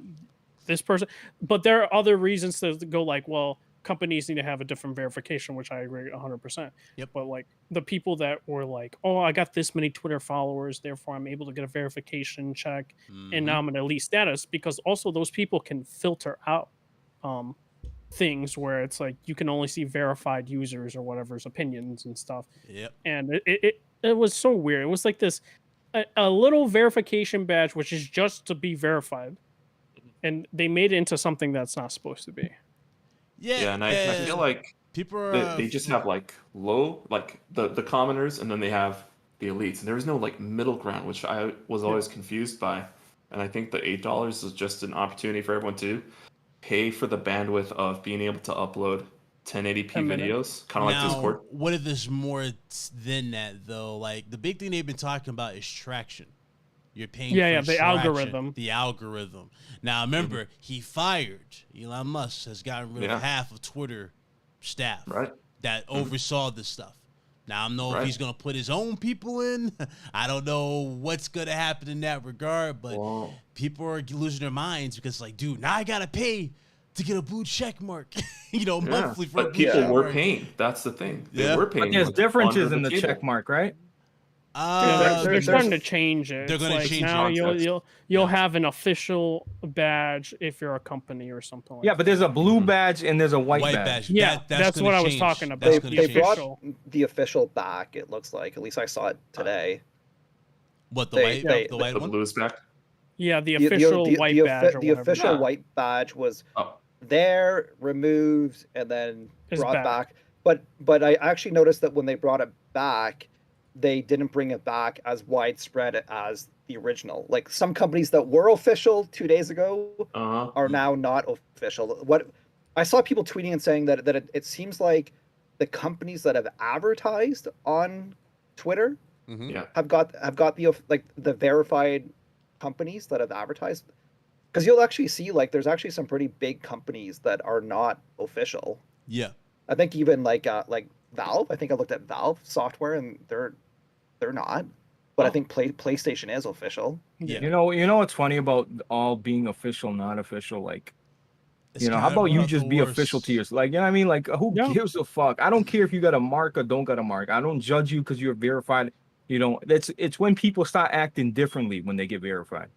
Yeah. That's the problem I have with it. Like, you were cool, you were interactive, and all of a sudden you got a check mark, and now you don't dabble. You know what I mean? You don't show up. You don't show up. That's the problem I got. Other than that, I don't care. You can pay for your verification mark. Who cares? If people feel gratitude from that, if they feel like it's going to benefit them, or if they have a content or they had a business, and it feels like it's helping them, let them do it. Who gives? I don't care. Exactly. Man. I didn't understand when people did the memes like this person paid. Like, who cares? Yeah. Who cares if the person paid for Clear Blue? It is funny. It is kind of funny why I see people who literally try their damnness to live on Twitter, whether it be to get a reaction out of someone, harass people, blah, blah, and they got these check marks. You're like, see, I got you. I'm like, dude. Okay, it doesn't mean jack shit. The only reason why I think people are like making fun of people who have Twitter Blue is because a lot of people now, and it seems like a growing base, does not like Elon Musk. That's true, right? And people are just like, really? Yeah. People don't like Elon Musk. Why? I don't really care. Like I don't like. He says things I agree with. He says things I disagree with. Like I don't know what to think. Hunter, I don't have any love sites. for the dude. A lot of news sites have basically stick the public on him, and I don't know why. Like I said, there's a mass exodus. Yeah. No, like there's the mass exodus when Elon bought Twitter or something like that. Dude, he's trolling people the are like, hell out of people, I'm going to Mastodon because Elon bought Twitter. I'm going to Mastodon. Don't even know what that thing is. I keep. Elon Musk is the fucking man, dude. Here's the problem. The part that like irritates me about all of this so much is that like virtually everybody who is saying these things on Twitter is a complete and utter hypocrite, because like I've seen like games media people that are like bashing the heck out of Elon Musk, and then the next day they're doing a review of Call of Duty Modern Warfare 2, right? Which who runs Activision? The most hated guy in gaming. The guy that's done. Dude, we've seen the reports. We've seen people like self-harming themselves, like suicide. Yep. Like the everything. And he knows about it. He just looks the other way. You know what I've noticed? Any entrepreneur that has money and that's powerful, people hate on. It's just the facts. Just do your research. Anybody that's an entrepreneur that's fucking self-made, that has millions of dollars, people hate. Because they can do what they want. He antagonized a lot of the hate, though. Like, I remember on not too long ago. Who cares? Let him. He has every right to. What did he say? He said, oh, yeah, oh, my God, Twitter's $8. Well, guess what, people? It's going to be $8 tomorrow. He finds some way to just... I thought it was kind of funny, though. He finds ways to antagonize out of people.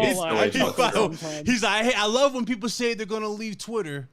while they're on Twitter. It's like, While they're on dog, Twitter. it's like, Yeah, I noticed it's that too. like, That was funny. It's like, dog, I see what he's doing. Man. It's like, people Yeah, he get, does people some get funny mad. stuff. People get mad when he, but when he but goes it, off. like if you don't like somebody, right?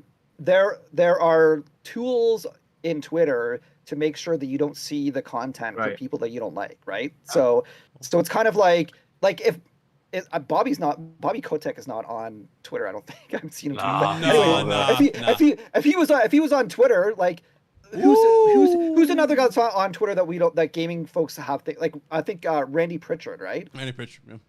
Randy, people have said so many bad things about Randy, about all these like nasty things that he's done.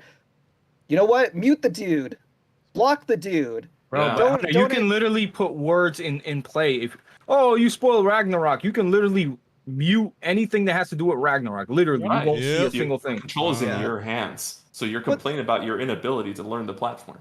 Right.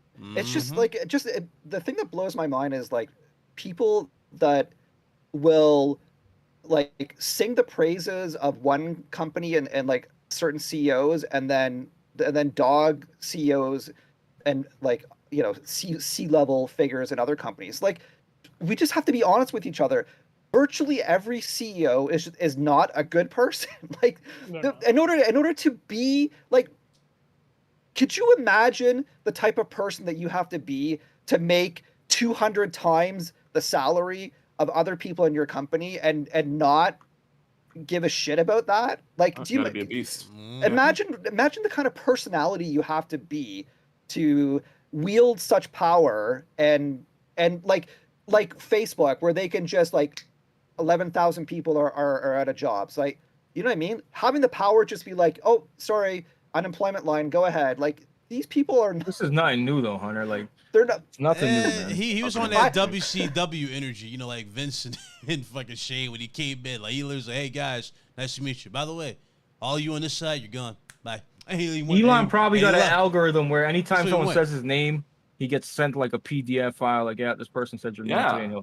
And services that do that. Yeah, dude. When you were talking about like someone was talking about Jim Ryan, like flipping people off. Like, I kind of like, I'm a little bit indifferent, but I guess probably leaning more towards I like Jim Ryan just because he's a business dude and I think he's smart in that regard. But like, come on, man. Like, if all of us spent a week with Jim Ryan, we'd probably walk away with like, holy shit, who the frig is this dude? Like, drinks a lot of tea. Yeah, he's probably. I don't know. I can't even imagine types of things. He says drinks a lot of tea. I've been working for him. But not just him. It's like every CEO. Like, the type of conversations they'll have at dinner with other, you know, CEOs and stuff like that would be crazy. Yeah, people sit around and they envy fucking people that go out and get it, bro. Elon Musk didn't get rich because somebody gave him $1 million at his door to sit, you know, invest in the sun. Like, he went out and did it. He went out and fucking tried things and expanded on shit and fucking he's trying to fly to fucking Mars. Like, it's bigger than Twitter, bro. Like, yeah, he bought Twitter, bro. He's trying to go to fucking Mars, dude. Like, you guys trying to go to the moon. Man, listen. To the moon. Yeah, using Twitter to communicate with your friends and family with $1 million check mark. Why not? The part that I thought was the funniest, I read an article, I think it might have been Engadget, but it was one of those like major like tech sites. But anyways, they said like Twitter Blue is $8, right? Mm-hmm. But part of Twitter Blue is you're gonna get half the ads as regular folks, right? Yep. So this like tech website did crunch the math and figured out, okay, so you're paying $8, but Twitter's also making less money because you're no longer seeing ads. Mm-hmm. So it almost netted out, right? Like the amount of ad revenue that they're going to lose, like almost was the same as you're giving them, right? So that was like the first thing. But the other thing that's funny is like all of these people that are complaining about like the current state of Twitter, and especially people that are complaining about like the owner of Twitter. It's like you're still logging into Twitter. When you log into Twitter, what do you think happens? You see ads. Mm-hmm. Twitter makes money, right? They got rid of Twitter Blue. Holy shit! Like I think it was Elvira, Elvira. So I think it was her. I remember Elvira. Yeah. But there was like there was a few people that actually like protested and said, I don't like the management of Twitter. I'm leaving Twitter. Yeah. Like until things change. And yeah, but you know what? I certainly don't agree because I'm staying on Twitter. But it's like I actually have respect for those people because if you have a principle, and something goes against your principle and you say like screw it, I'm out. I have total respect for that, right? But, yeah, Hunter. But the problem is they're not out. They're half out. You know, they got 1 foot in, 1 foot out. That's the problem. They're not out. Yeah. Well, I mean, if they stop engaging with the platform and stop tweeting, then but like you said, you go there on this other website and you look and there's no post, there's no history, there's no traction going on. Like people say they're gonna do things and never do it, man. The grass is not always greener, man. I'm telling you, the grass is not always greener.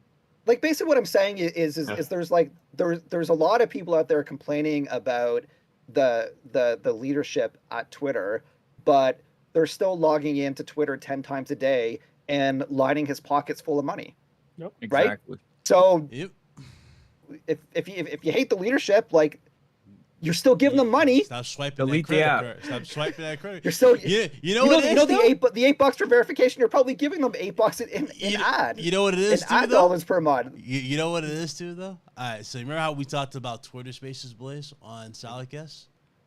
A lot of these dudes are addicted to just that. A lot of these dudes who don't have platforms outside of Twitter, who just go to Twitter Spaces and complain about every damn thing in this industry.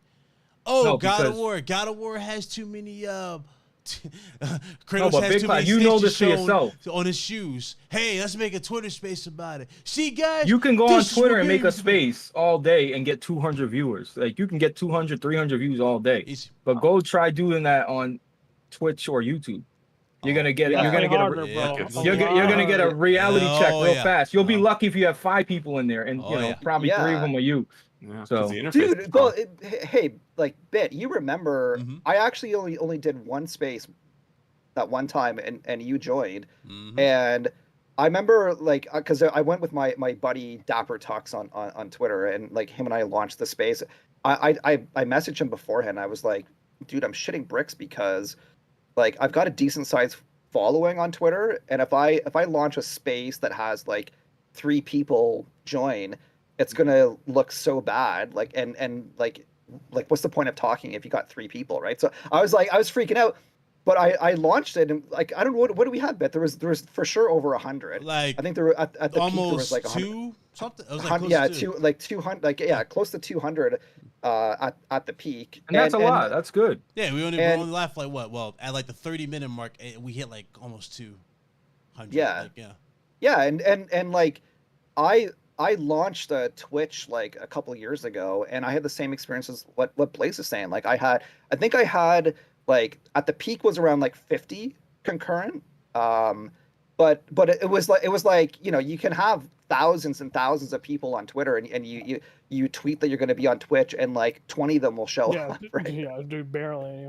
So I get why they do spaces, because I was like really shocked, and I'm surprised I didn't do more. Like had I done like a weekly Twitter space, I'm sure if you consistently did it and hundreds. Yeah. If you consistently go live on Twitch, Hunter, and leave a link, eventually you'll see a result.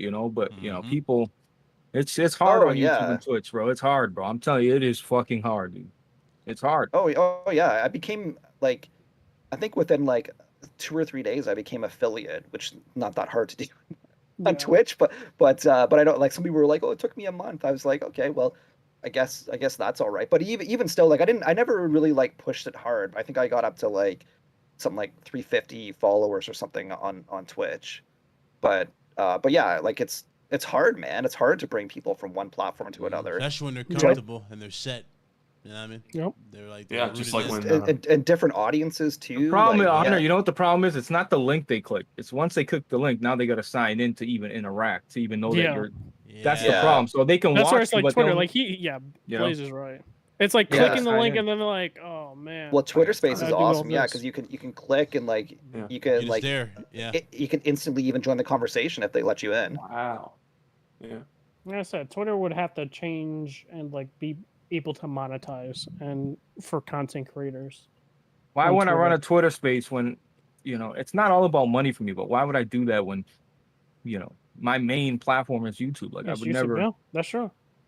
Yeah. That's what I'm saying. For just Twitter, I guess you can call them influencers or whatever crap you want to say, and that would be their avenue, revenue. I'll say this So- 1,000 times. People care about their social media life than their actual life. They have so much invested into this fucking imaginary fairy tale world. Like, they don't even take care of business at their own house. Like, they're so invested into what people think about them on the internet. Like, I can give two shits, bro, what you think about me over the internet. Well, and the other thing that just so bizarre, but it is what it is like so many people think they know what other people are like based on I love that part. On the internet. Part. Like, I find it like so weird, right? Whereas people like, I don't know, it's just like people are saying I didn't have kids, Hunter. Blaze, you're lying. You don't even have kids. You're just trying to agree with solid. Like, I don't have kids. What the fuck are you talking about? You don't hear them in the Like, background. what a dumb statement, bro. Well, dude, like all the time people will I'll tweet something Xbox and like almost guaranteed I'll get at least one comment that'll be like, do you actually play Xbox? You have an Xbox? I'm like, sometimes, most of the time I just ignore it because I'm so sick and tired of it. Sometimes I'll reply and be like, yeah, I've been playing Xbox since the first gen. I've got hundreds of games. I've got 50,000 gamer score. I've got hundreds of games. Like, we don't have to prove ourselves. Like, come on, man. It's like you just don't know. Like, people are so multifaceted, man. You can't know somebody by what they tweet. There are people missing out on a good experience like God of War just because they don't like that platform. And I think so Kofi tweeted that out too a couple of days.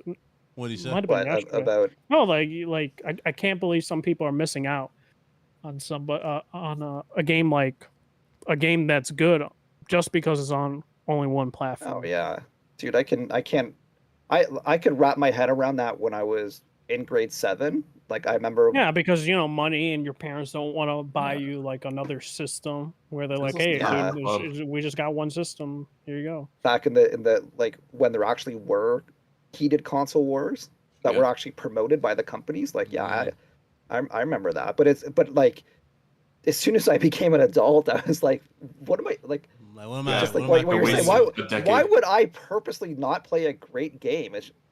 But you know what's even like the funniest thing to me, and this happens all the time. It's so annoying to see, but it's like it's people that hate on a game for like months or years on end, and then finally that game comes to their platform, and suddenly they love it. Oh my god, Persona's on like. Persona was one that I saw recently. I saw people like hating on Persona 5 forever, and then it's like it came to Game Pass, and then it's like, oh my god, I love it. Persona's so good. Oh, what a great art. It's like, dude, I'm overlooking it. I'm like, it's just what embarrassing. And they had what's happened, crazy, bro? Hunter? They had tweets about that game too, and they were like saying really awful things about the game, like people that play the game. Dudes are so lost in Twitter. It's embarrassing. Dude, I saw Sony fans doing that with Psychonauts 2. Yeah. Right? Because Psychonauts 2, like the studio got bought by Microsoft, so now people branded it a Microsoft game, and they're like making fun of it, and I'm just like, it's embarrassing, man. You're embarrassing. Like, I played Psychonauts 2 on my Xbox Series X. If I didn't play it on my Xbox, I would have played it on my PlayStation 5. I would have played it regardless. But I played it. It's a pretty damn good game. It deserved all the high score, like high reviews and all that. And it's like, dude, it's embarrassing to see you tweet like this. Dude, people were doing it with like Ori and Sonic like Frontiers, Cuphead, and like all these ones that were like exclusive to Xbox, and then suddenly they came to PlayStation, and it's like, it's embarrassing, dude. Ori was always good. Cuphead was always good. Yeah, Sonic Frontiers is interesting take on this too, because I remember dudes was like putting super high expectations on it. It didn't do so well, if I remember correctly, in critical reception. I don't think it didn't like do too well. Yeah, so like a 60. Yeah. No, it was like low 70s. But come on, like who?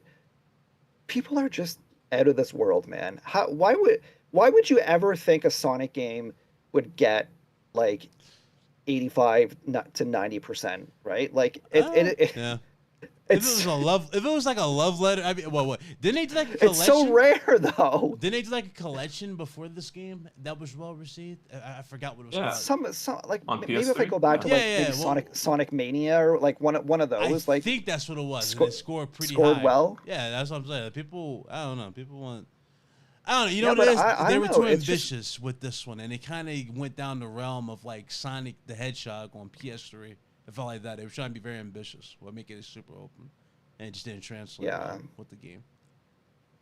I don't know, man. I saw the trailers. I thought it looked all right. I guess occasionally sometimes I'm off the mark. Like for example, like Gotham Knights I thought was certainly going to be better than like they hyped that. I think probably because all of the gameplay was probably captured on a high-end PC. So we didn't get to see any of the technical errors or you know what's crazy? Wait, Hunter, are you implying, sir, that we just got Gotham Knighted again? Are you implying? I think so, yeah. Oh no. You know what's funny is I recently looked at the Steam charts for Gotham Knights. It's like 3,000 players like averaging, and like I looked to see because the same day Gotham Knights came out, Persona 5 Royal, the port on Steam and Xbox came out. I wanted to see how many people were playing on Steam for Persona 5, and that was over 10,000 players. And I was like, geez, a port is just beating Gotham Knights in terms of active users. It's insane to me to even think about. Nostalgic. Yeah. True. I kind of get the sense that people like they just don't factor in the pedigree of the studio as much as they should. Like there's certain studios where it's like Insomniac, like you know, Santa Monica, Naughty Dog, that is almost just like, you know, it's in the bag. Like it's guaranteed to be high quality because I don't know, like I guess like a good example of that is like, you know, Halo Infinite and 343, right? Like I was always going into Halo Infinite like really hoping for the best, but not expecting the best. Like I played Halo 4 and it was decent. I played Halo 5, it wasn't that good.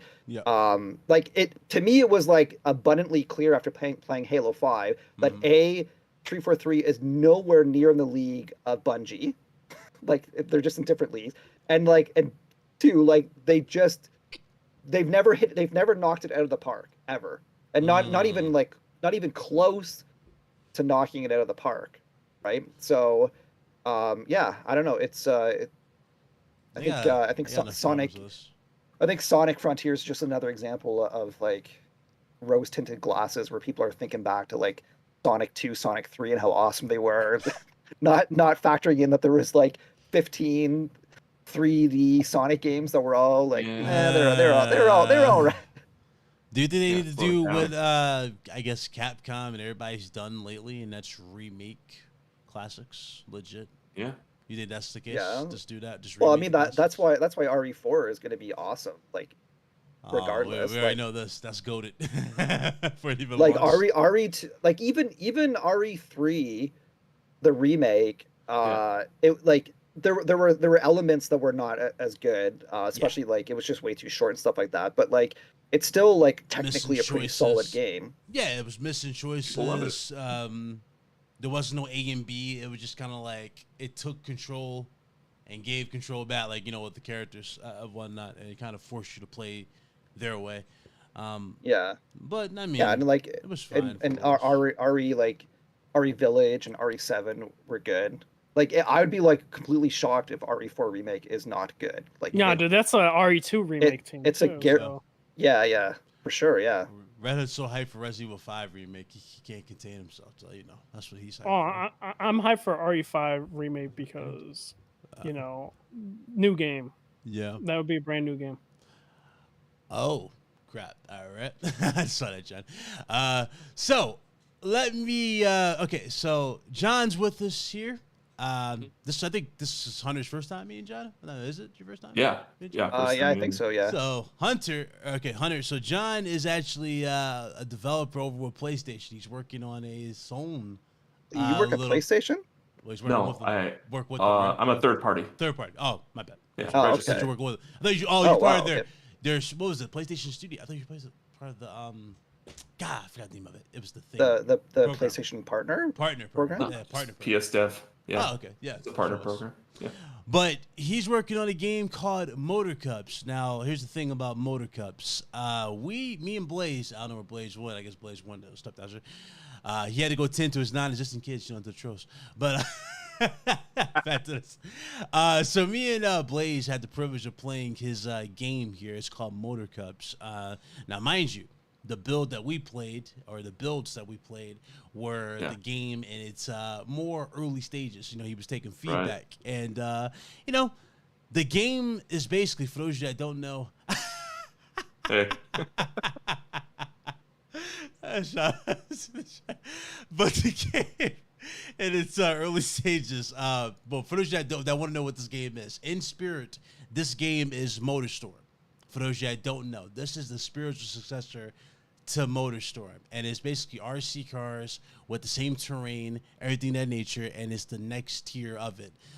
John has officially shown us the, pretty much almost finished build here. It looks pretty damn good. So here's the world premiere of Motor Cups. I'm gonna put this on the screen here. Hold on here. Here's how it looks. Let's go put this in full screen. Guys can check this out. Check it out here. Here's Motor Cups. Make sure it's in right. Yeah. It's on mute there. What platforms? It's PlayStation. Anything else? So first is coming to PC, Mac M1, Mac Intel, and Linux, and then in the summer we're doing a PlayStation 5 port. I see. So that we can take advantage of haptics and trophies. Yeah. All right. Cool. Here it is, y'all. Motor Cups.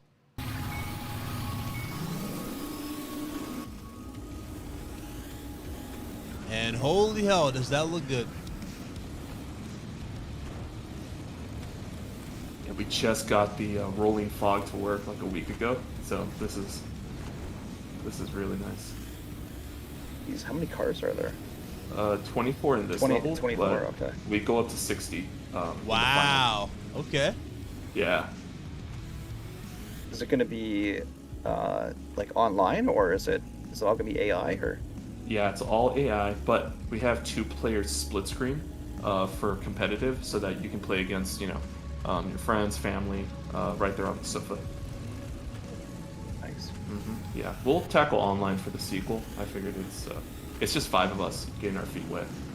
Oh yeah, I'm not a game dev, but I can imagine online just introduces so many other variables into it. Yeah, like the dynamic web servers. Yeah. Yeah. Oh yeah, for sure. Like syncing up 60 players with no lag. Oh yeah. Seems like almost an impossible challenge, but No, we can't even get YouTube without lag. Video pause. Let me see here. There. There's the fog. Oh, yeah. Yeah, and it's really important after this final jump. Yep, because you are just whited out. Like, I don't know where the fuck I'm going. It changes second to second, so it's a little different every lap, but yeah, I've seen a lot more variety in this. So you guys really did recreate MotorStorm. Like, this is bringing back nostalgia feels right here. Yeah, and it's like we're not going to copy it 100%. We don't want to get sued, but the elements that I really liked, they're there. Like the boost, just the sheer scale. Like our shadows. We pushed way beyond Unity's default settings, so they're like 200 meters away. Like they're still casting shadows on you. Those arches are like massive. The AI, the AI is still pretty brutal. The programming is almost done. We just have a few things like getting the mud to work again, because there's a bit of conflict between boosting and then boosting in the mud. So in like a week or two, that'll be solved. There wasn't no destructibility or destructions for the cars, remember correctly, right? Yeah, there's no destruction to the cars. It's pretty forgiving unless you fall off the track or if you run into cactus. Cactus is like the big hazard in the game. Nah, it looks good. Thanks. How do you get boost in this game? Oh, you just have a meter on the left. Yeah. And it's rechargeable at all times. Oh, I see. Okay. So you don't have to drift or anything like that. Just auto. Very similar to MotorStorm. If I remember correctly, MotorStorm had it like that, where it was like on a time thing. It just came back in bursts. Exactly. And you have to like time it. And like depending on your class of vehicles, because we have 4 vehicle classes: compact, sport, mud plugger, and big rigs. The heavier you are, you're going to need that boost on the ramps. You won't be using it during the turns as much. So there is a different style of gameplay. We do have unlocking working completely fine. And there's another element to the game that I've hinted at, but here it is. So you can beat the game, right? You've gotten first place on every level. There's still half the cars to unlock. And we want to go back to those days where you didn't pay for content. It's still there. You just got to go the extra mile to earn it. So in every level, there's a honeypot that you need to find, kind of like the gold bolts in Ratchet and Clank. So there's a bit of a platformer element if you go that extra mile of trying to find the shortcuts, manage your boost, and just get to the final honeypot and unlock the final 50% of the vehicles. Cool. Can you stow stuff at opponents? Not really. There's not, because there's not really like nobody in the car. Like it's RC cars. They're teddy bears. Yeah. The real bears are actually going to be up on the cliffs with their controllers. They're like cheering you on or like rooting. Yeah, you'll see them in December. So that was good. This looks fun. So yeah, people are liking it in the chat. So yeah, it's almost done. So you guys can check that out. I don't know if you have a release date ready yet for this, but you're getting there. You're getting close. We're aiming for March. I think we might actually hit it, which could be the first in Kickstarter history. No delay? What? Okay. All right. That's what's up. Yeah, I think March. Yeah, it looks good. Me and Blaze were, when we were playing the build, we were like, holy shit, we're actually playing, and so this is what a game looks like. And it's rough, and it's rougher edges. So that was really, really cool to actually play it early on. For those of you wondering how it looked in the beta, what I'm gonna do is I think I have the go ahead from John there to stream it. So what I'll do is I'll actually stream that for you guys, see how the game actually is early on, so you guys see how it plays and what the feedback went to. But it was pretty cool to play a beta. I ain't gonna lie, pretty cool to play a game in early build to see how it works. And it's got potential, definitely a lot of potential. So I'll make sure you guys have build 165. Yeah, that has Archangel. For sure, definitely. But that's Motor Cubs, man. Almost there. It looks good. Glad you guys liking it, and very interested to see how it goes when we get there to the final release. Let's see here. Is that everything? Oh, well, Game of the Year.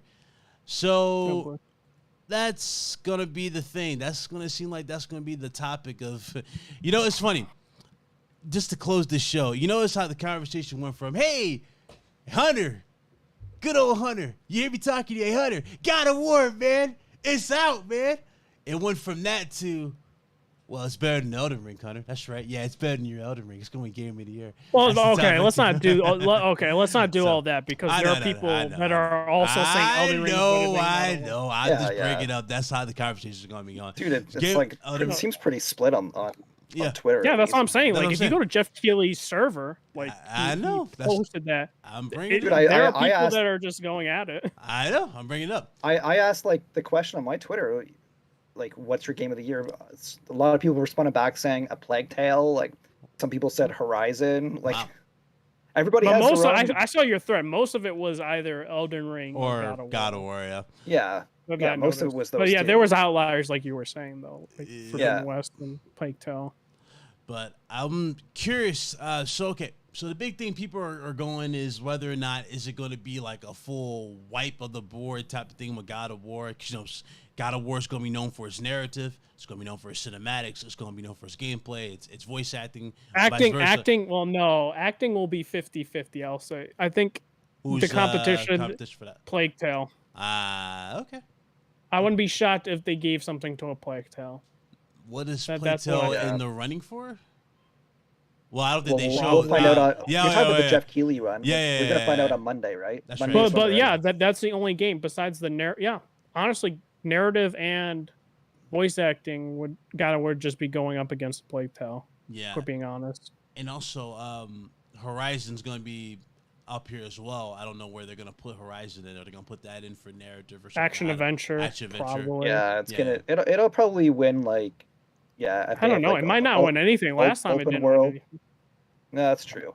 Open world, bro. Like, if we're being honest, you know what game's winning open world. It's a lot of games to consider here when you guys are going through this, and the filters. So there's a possibility you might see a sweep. There's a possibility you'll see bits and pieces get given here and there. All the critical ones you might see go to God of War. I don't know how they're going to do about this or how it's going to go. But please note, and I will say this, because we saw this, so it's not like I'm talking out my ass on this podcast. We saw this live, and it's been cemented in our brains because we saw it live. Hunter, you remember this. Red Hood, you especially remember this.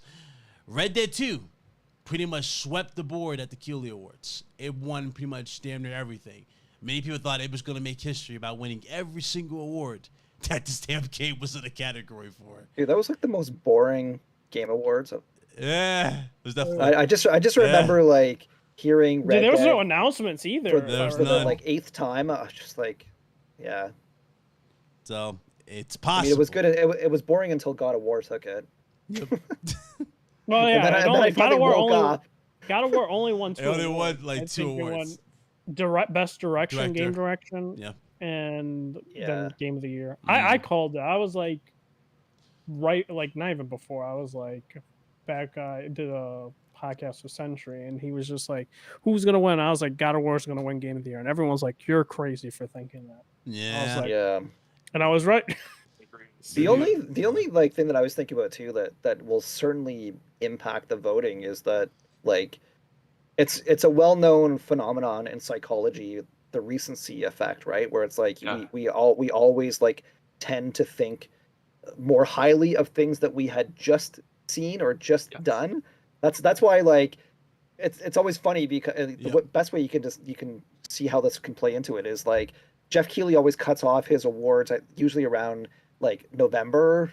Something. Mm-hmm. And then so any game like so for example like the Callisto Protocol would be eligible for next year, right? Yep. But the odds of that game winning awards next year is going to be so slim because think about it, it's going to be 11 months after it comes out, right? Yes. Yeah. It's going to be 11. Yeah, you got Dead Space remake, you got Resident Evil 4 remake, you got Final Fantasy 16, maybe Final Fantasy 7 Rebirth, Spider-Man 2. Yeah. And more games on next year is going to be more, I would say, an insane competitive year for, that's going to be up for debate of what's going to win what. This year it's been kind of one-sided. Wouldn't you say? It feels kind of one-sided in many areas. Like you can just call this straight down the middle and just do toss-ups or what's going to win what. Best action adventure, probably going to be Horizon. You know what I mean? Just to throw that out there for the Horizon. Best game director might go to Corey Barlow. I'll say no. What? But he didn't direct this one. I'm gonna say I'm gonna make a prediction. That's I true. don't think Forbidden West is gonna win anything. Damn, you gonna say nothing for Forbidden West? Released too early. I don't think it's going to. It'll probably be nominated for. It'll be nominated, absolutely. I don't think it'll quite win a bit. Wow, I'm shocked to hear this. Wow, okay. I know. Bro, the same thing happened with Zero Dawn. That game didn't win any awards. Yeah. You know what's funny? Both those games have been plagued by launches where they went against a game that they really shouldn't have won against. Exactly. Like Zero 2017 Dawn, was a stacked year. If I think it was 2017. Yeah, it was. Yeah. Breath of the Wild, Breath Persona of the 5 Wild was like the last thing you ever want to go against is Breath of the Wild. You should have found another Question though, like if God of War didn't make it this year, do you guys think it would have been Horizon versus Elden Ring, or do you think Horizon would just? At this rate, no, because Horizon would have been an afterthought. Nobody really talking about Horizon as much. So what you're saying is I should delay my game until October. Got October. it. Well, if your intent is to win awards. What's up, Gasket? No.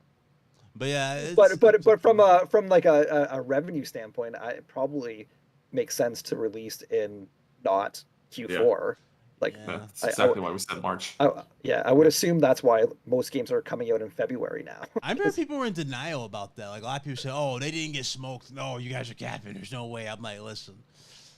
When Elden Ring dropped, I remember very vividly, not even vividly, I remember it to the T. Hunter, you remember it to the T, because nobody was talking about Horizon, and Horizon immediately went down in terms of conversations everywhere. It was like, yo, the only people who were talking about Horizon were people who were pushing the extreme agenda. They just wanted From Software to lose. But here's the funny thing about it.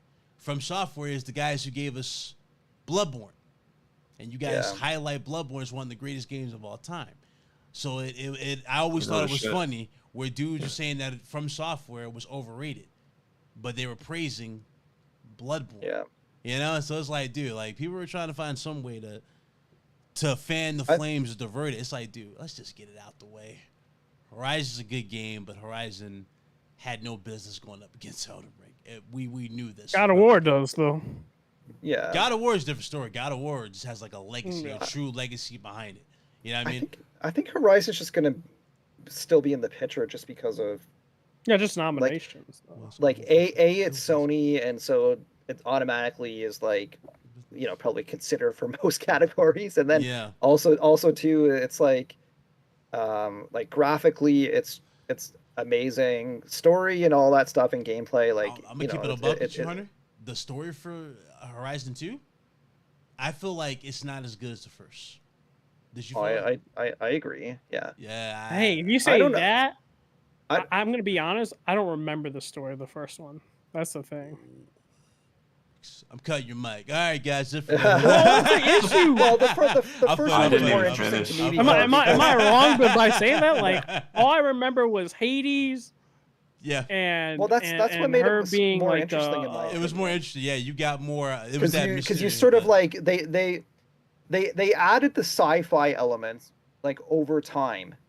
Yeah. In the first one, where it's like like you're kind of in this like post-apocalyptic world, but it has like dinosaur machines, and then but then gradually it's like the best way I can describe it is like if you guys ever watched Lost, the TV show Lost, right? Where it's like people just crash on an island, and like at first it's all about, oh my god, they're on an island. It's how are they going to survive? But then it's like they find a little like, you know, like a grate on the ground that opens up to a hatch, and it just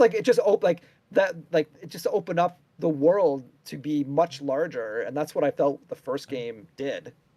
Once you start learning about Hades and these other systems that are controlling the different elements of the biomes and all that. Dude, that's facts. That's pure but facts. The thing was Horizon, I always find it such a strange. I actually probably think maybe I'm just not the target audience because I actually thought it was pretty decent. I liked it. I wouldn't say that, bro. I think we are the target audience. You know what it is? We just weren't. You know what it was? It goes back to the conversation we had about God of War earlier, bro. It's the fact that it was tethered to courage and concept. You know, I think they maybe push it. But like why I'm saying like maybe I'm not the audience is like. Yeah. If you go on Twitter, there's still a pretty decent audience that's just like absolutely obsessed with Horizon. Yeah. I see cosplayers, I see people doing virtual photography. Yep. Still, like I almost a week goes by, like not a week goes by that I don't see more Horizon. Like it's always on my timeline. Yeah. And I'm like I'm like way past Horizon. I finished Horizon half a year ago, and I'm not gonna touch it again probably. Yeah, I don't know if I'll ever go back to finishing it. Blew up on Twitter. I think Aloy for me also, because of not being the target demographic audience, like I think like her character is off-putting. Like she's very much uninteresting. Her personality is like so flat. Like Damn. And maybe that's the problem with. I don't even know how do I even like if somebody were to say like describe Aloy in 5 words, like I don't know. Has red hair. I kind of have a complete blank slate. Like I don't actually know how I would describe Aloy. Maybe that's our issue. Yeah. Why'd you say oh my god, here we go. No, but I think that might be Guerrilla's weak point is making a good character, like likable or interesting. And that's like one of the issues. Like Aloy to me is just so off-putting, and then there'll be at random points where she just sounds like flat and boring, and there are other points where she'll just have an attitude, and I'm just like, bro, what is happening? That's the thing. Yeah. The Zero Dawn, I could like the 5 quotable things. I could say she was strong, right? She was resilient. She was Athletic? A survivalist. Whatever. I can say some stuff about it. You gotta like struggle and think about it. I know. In the first one. I can say that in the first one. Like, you didn't think she was strong? Like, I'm just trying to... We just had Bayonetta that just came out, right? Like, what, like, to me, if somebody were to say, what do you think of Bayonetta? How would you describe her? Like, I think she's like so layered and interesting and cool. Like, she just... I was gonna say, Hunter, like Mass Effect as well, like Miranda from Mass Effect 2. Like I could tell you like a whole ass paragraph of why she's so interesting, where she's like has this Ice Queen persona, but in reality she has this like tragic backstory of being a clone and being like abused by her father and not trying to be close to everybody and trying to like distance herself from everyone as a result. Like all this other stuff, and her looks are what her father gave her to be like this kind of like spy. That's so wild today. Yeah. Like, dude, we're all playing God of War. Like, even compare her to like Freya. Like more depth with Freya than freaking Freya is like way more interesting than Aloy. But I don't know if everyone has made to the spot, but like Angerboda. No, I thought she was so good. Like she's just awesome. I just love. I could listen to Angerboda talk for like hours. Like I was just so interested in her as a character, and I thought she had great dialogue and all that. But yeah, like I don't know, it's just weird. I'll meet like a new character in a God of War game, and like instantly within 5 minutes, like the more than Aloy that I spent. You have more. I spent 50 hours with plus. Yeah. That's true. That's what I'm saying. You're more intrigued with the characters in God of War, like. And then like some aren't even main characters either. Like, that's what I'm saying. These are side characters. But even when you get to the main, in this case with Aloy versus, let's say, Thor, when Thor is shown, your attention is not only demanded, right? You're just locked to the screen. You're not looking away. You're like, holy shit, this is him. You know what I mean? This is him. And you get to see him and his mannerism. You see just the dark nature of him. You're like, yes. And he also has a bunch of backstory from 2018 in terms of Mimir's story. Yeah, that's easily missed, which Oh yeah, for sure. Miss. Yeah, I think you're right, Red. Like they're just like Guerrilla is top tier level developer, but in terms of like, because even the supporting cast in Horizon is not that good, right? Yeah. Oh yeah. Like I even probably forget half their names because I just don't. I know Silence, and he's Silence. Yeah. Like he's all right. I probably actually think he's more interesting than Aloy in general, but he's still not a very interesting character, not in comparison to like any character that's in God of War. I will say this about Silence, right? In Zero Dawn, there was a lot of mystique towards him, right? Like you're like, okay, he's got Hades. What's gonna happen? You know what I mean? It was that big cliffhanger. Yeah. Okay. All hell is about to break loose. He's more interesting than Aloy. Yeah. But then you go into Horizon Forbidden West. You're like, what did they do to my boy? He's hardly in it as much as you think. You know what I mean? You don't see him as much, and then he's just. Yeah. I don't know, man. Well, I remember like the whole time I was playing Horizon, the main thing that was kind of driving me forward narratively was, where does his alliance lie? Like, where's his allegiance? Is he good? Is he gonna backstab Aloy? Is he gonna be friend? You know what I'm talking about in Forbidden West. Like he's the stone cold of the world. There you go. He's the anti-hero. He's a total anti-hero in that game, and just trying to figure out where he's gonna be at the end of the game. That was way more interesting than what was happening to Aloy. Yep. In my opinion, at least. Well, that right there, ladies and gents, is pretty much the show.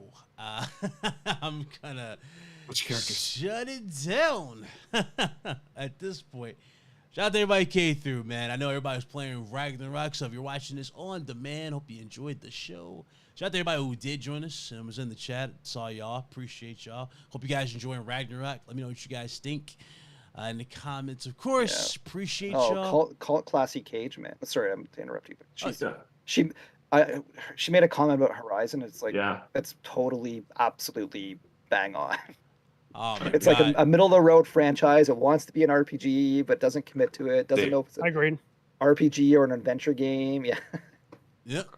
Totally agree with you. There you go. And hey, man, not everyone's gonna feel the way we feel, but that's honestly how I feel. Like when it comes to Horizon, like I don't know. I'm kind of like down for a new franchise with Guerrilla personally. I feel Yeah. like I know Silence they're gonna is a do a third maverick, game yeah. and then close it off. Silence should have been the main character from the beginning. Come on, man. Silence is a variant. Yeah, dude, everyone's agreeing. Yeah, he's for sure, man. Yeah, that should have been the main Dude, they character. like absolutely. If they made a part 3 that had Silence as the main character, I wouldn't be like.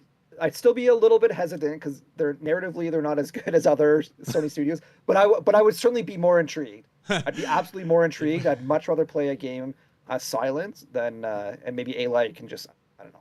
Yeah. She can be the sidekick. Iman, Yeah, like, like Robin. She can be the Atreus for that game. Iman over here wild in the chat. He's like, nah, that's cap. I ain't standing for You know, I'll go one further. I think I like Atreus more than I do Aloy. Oh, I'll say that. Oh, oh, dude, I think you're right. Yeah. But oh my god! Yes, Crossover. sir. Let's go with the takes. I don't Oh, know. Lord. A teenager to me is more interesting than Aloy. Oh Lord! Who has Lord. like Yeah. like disagreements and arguing with his dad. Yeah, you're right. Being a teen is more interesting Atreus is than so Aloy. annoying. Oh my god! he's- This show. Oh my god! At least he's a teenager. That's the thing. She got no excuse. Dude, even just look at Naughty Dog and compare Aloy to Ellie. Like, holy Oh, shit, it's God. night and day, man. Like, Oh, it is. Ellie is like the best. Like, she's the best. She's awesome, and she's just so like layered and nuanced and interesting. And oh man, like, she blows Aloy out of the water. Make sure you guys check out Co Classic Cage, man. Go check out her channel, man. She just hit over 1K. She's doing big things over there. She's got her own little podcast. You guys show some love, man. Good channel. Another one is Rebecca MC. I don't know if she's here still, but shout out to Rebecca MC. It was in her earlier. That's another channel. Go check out. Of course, as we shut this down, shout out to Blaze. He had to step away.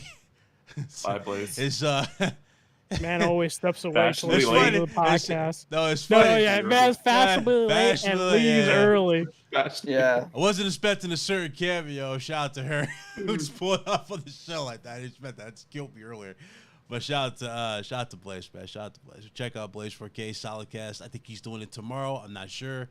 He does exist. Yeah, he does exist. Solidcast tomorrow. Check him out. I think it's at 9, obviously tomorrow. We got the big fight tomorrow, et cetera, et cetera. We got Ragnarok. I gotta go finish that up, play some more of that. Hopefully get through that.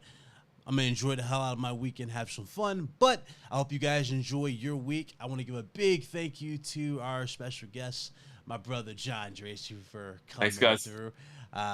Always a pleasure to talk to the dude. I know he was gonna have some fun, so it's cool. As always, to hear his input.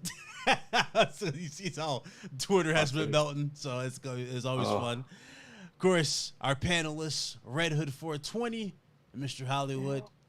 Oh, of course, this man says I'm Hollywood. Nah, You hate to see I'm it. not saying it. No, you're not. Yeah, If anybody's, yeah. I can't even say, you know, it's funny. I see that, but I can't say it no more. If anybody's What? Hollywood, it's Blaze 4K. What does that even mean? Like, I don't know. what? It's this inside joke they have. It's Because do I you don't like know. movies or something? Like, I mean, shit, you might as well say that. I really Yeah. need you explain what the hell. You Mr. might as well Hollywood- say that. That's all he does in his servers. Watch movies and anime. oh my gosh, this man keeps Exactly. lying. Exactly. I could expose you right now, You but could. I'm not going to You because could. I'm a good You're person. saying he doesn't game? Is that what you're trying? Yeah, this man's lying right now. You're See, trying now to say you he's a put word- now movie you put- buff and not a gamer? They put Yep, words that's what he's I- trying to say. You I- hear this? I- Look at I- this. Okay, now Look I at what Big get Con's the doing to name. you Now- guys, trying to besmirch me. Now dude, it actually sounded like a compliment when you like if someone were to call me Mr. Hollywood. Okay, good. Sure. Like usually Hollywood people Exactly. are important or celebrities or something like. But when you phrase it that way, it's not all that good. I'd rather be known Yeah, as a gamer I than know. Oh, Lord. For shame, right? than Big than, Cloud, than Big Cloud wants to watching TV slander too. me, nuke my channel. You hate to see it. I don't know what you're talking about. Anyways, I appreciate everybody coming through for the podcast. Make sure to hit that like button. Check me out on Twitch at RedHood420. Been live streaming God of War Ragnarok. I'm pretty sure I'm going to probably go back to doing that later tonight for a minute because I probably won't be playing the game until Monday. I'm always on stream. So look forward to that. Check me out on Also, I made a TikTok. So if you guys have TikTok, check me out on there. It's Red Hood 420.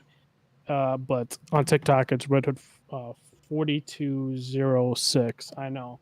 I didn't choose the name. It was chosen for me. So check that out. Twitch. Talk news first and then video games after that. So look forward to that. And check everyone else out as well. Appreciate it. Make sure you guys follow John, man. He put it in the chat. That's his Twitter. Yeah. Go give some love over there, man. Definitely. He's verified, people. He's verified. I spent my cafe mocha money. Hey, Yeah. he's verified. Laminated. And last but not least, Hunter. Go check out Hunter, next gen player. But go ahead, tell him where to find you, my brother. Yeah, man. So you guys can find me on Twitter, next gen player. Yeah, I try to tweet all the time. I think I got a really funny thing to tell you guys. I couldn't believe this, but there when Nibble left Twitter like a week ago, there was just maybe 2 people and like a couple of articles I saw that got posted, but there was like people were just like, oh my god, like where am I gonna get my news from, right? Like, oh my god, I always went to Nibble for my daily. So there was like a couple of people that were just like, oh, like check out these folks to I talked about that on last show. Yeah, you guys written up, right? There was a good write up for your. Yeah. But dude, I was talking about last week. I didn't tell you the follow. Dude, 2,000 people on the day he left. The day he left Twitter, 2,000 people followed me. Jesus. I was like, I of course I'm happy. Yeah, I'm happy. Like it's cool to get followed, but at the same time I was like, it's like, what am I gonna do? Like these are like clearly people that like, because no, I would never. I get a fraction of that. Like holy jeez, like that's just ridiculous. But I was like, now these people like they need news. Like I feel like now I kind of feel like the pressure that Nibble had. I was like, dude, man, like I don't want to. I post like maybe like 4 or 5 times a day of like cool news that I find, but I'm like, I'm not posted. I'm not watching everything live, and like I got a life. Like if there's a live stream, but I'm at work. Like I'm not.